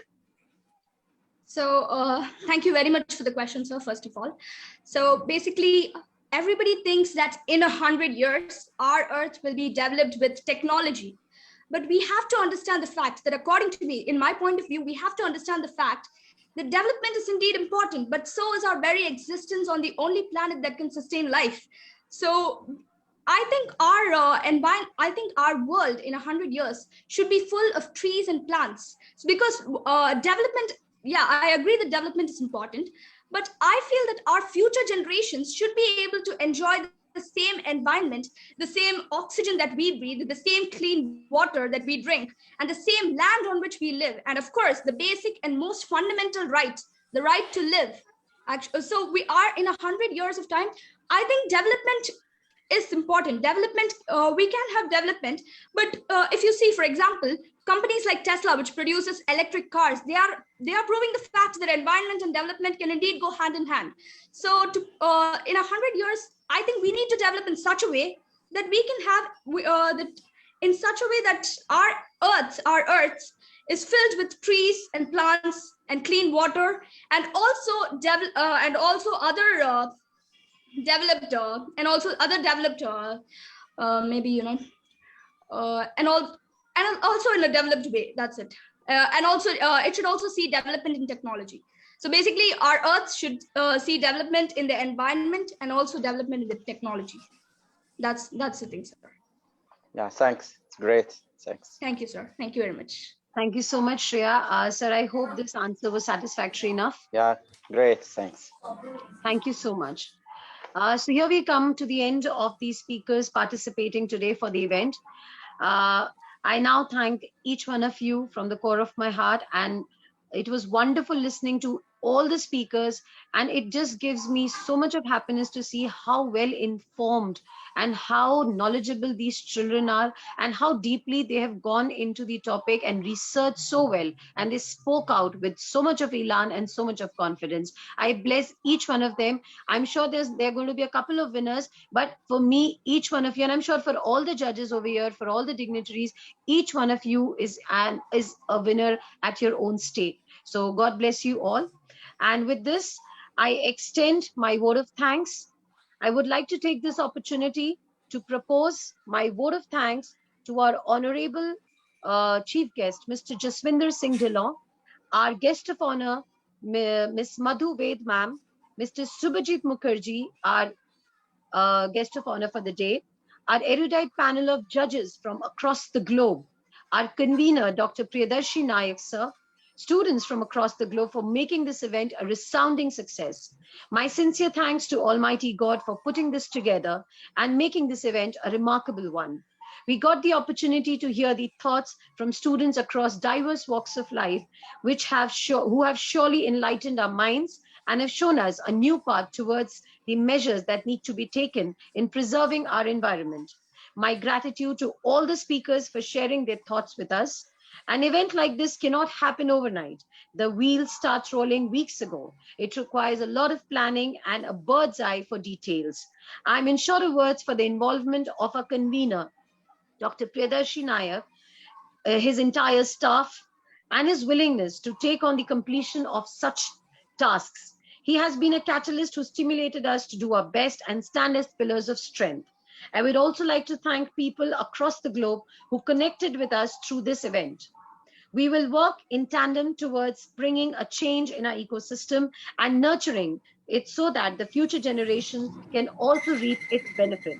What we are doing to the environment is nothing but a mirror reflection of what we are doing to ourselves. I sincerely hope and pray that this virtual talk will spark a change and elevate the voices of young minds to protect the future of our planet. The results for today's competition, they will be compiled and they will be declared tomorrow, the next day by 11 a.m. Thank you so much. Thank you so much, everybody.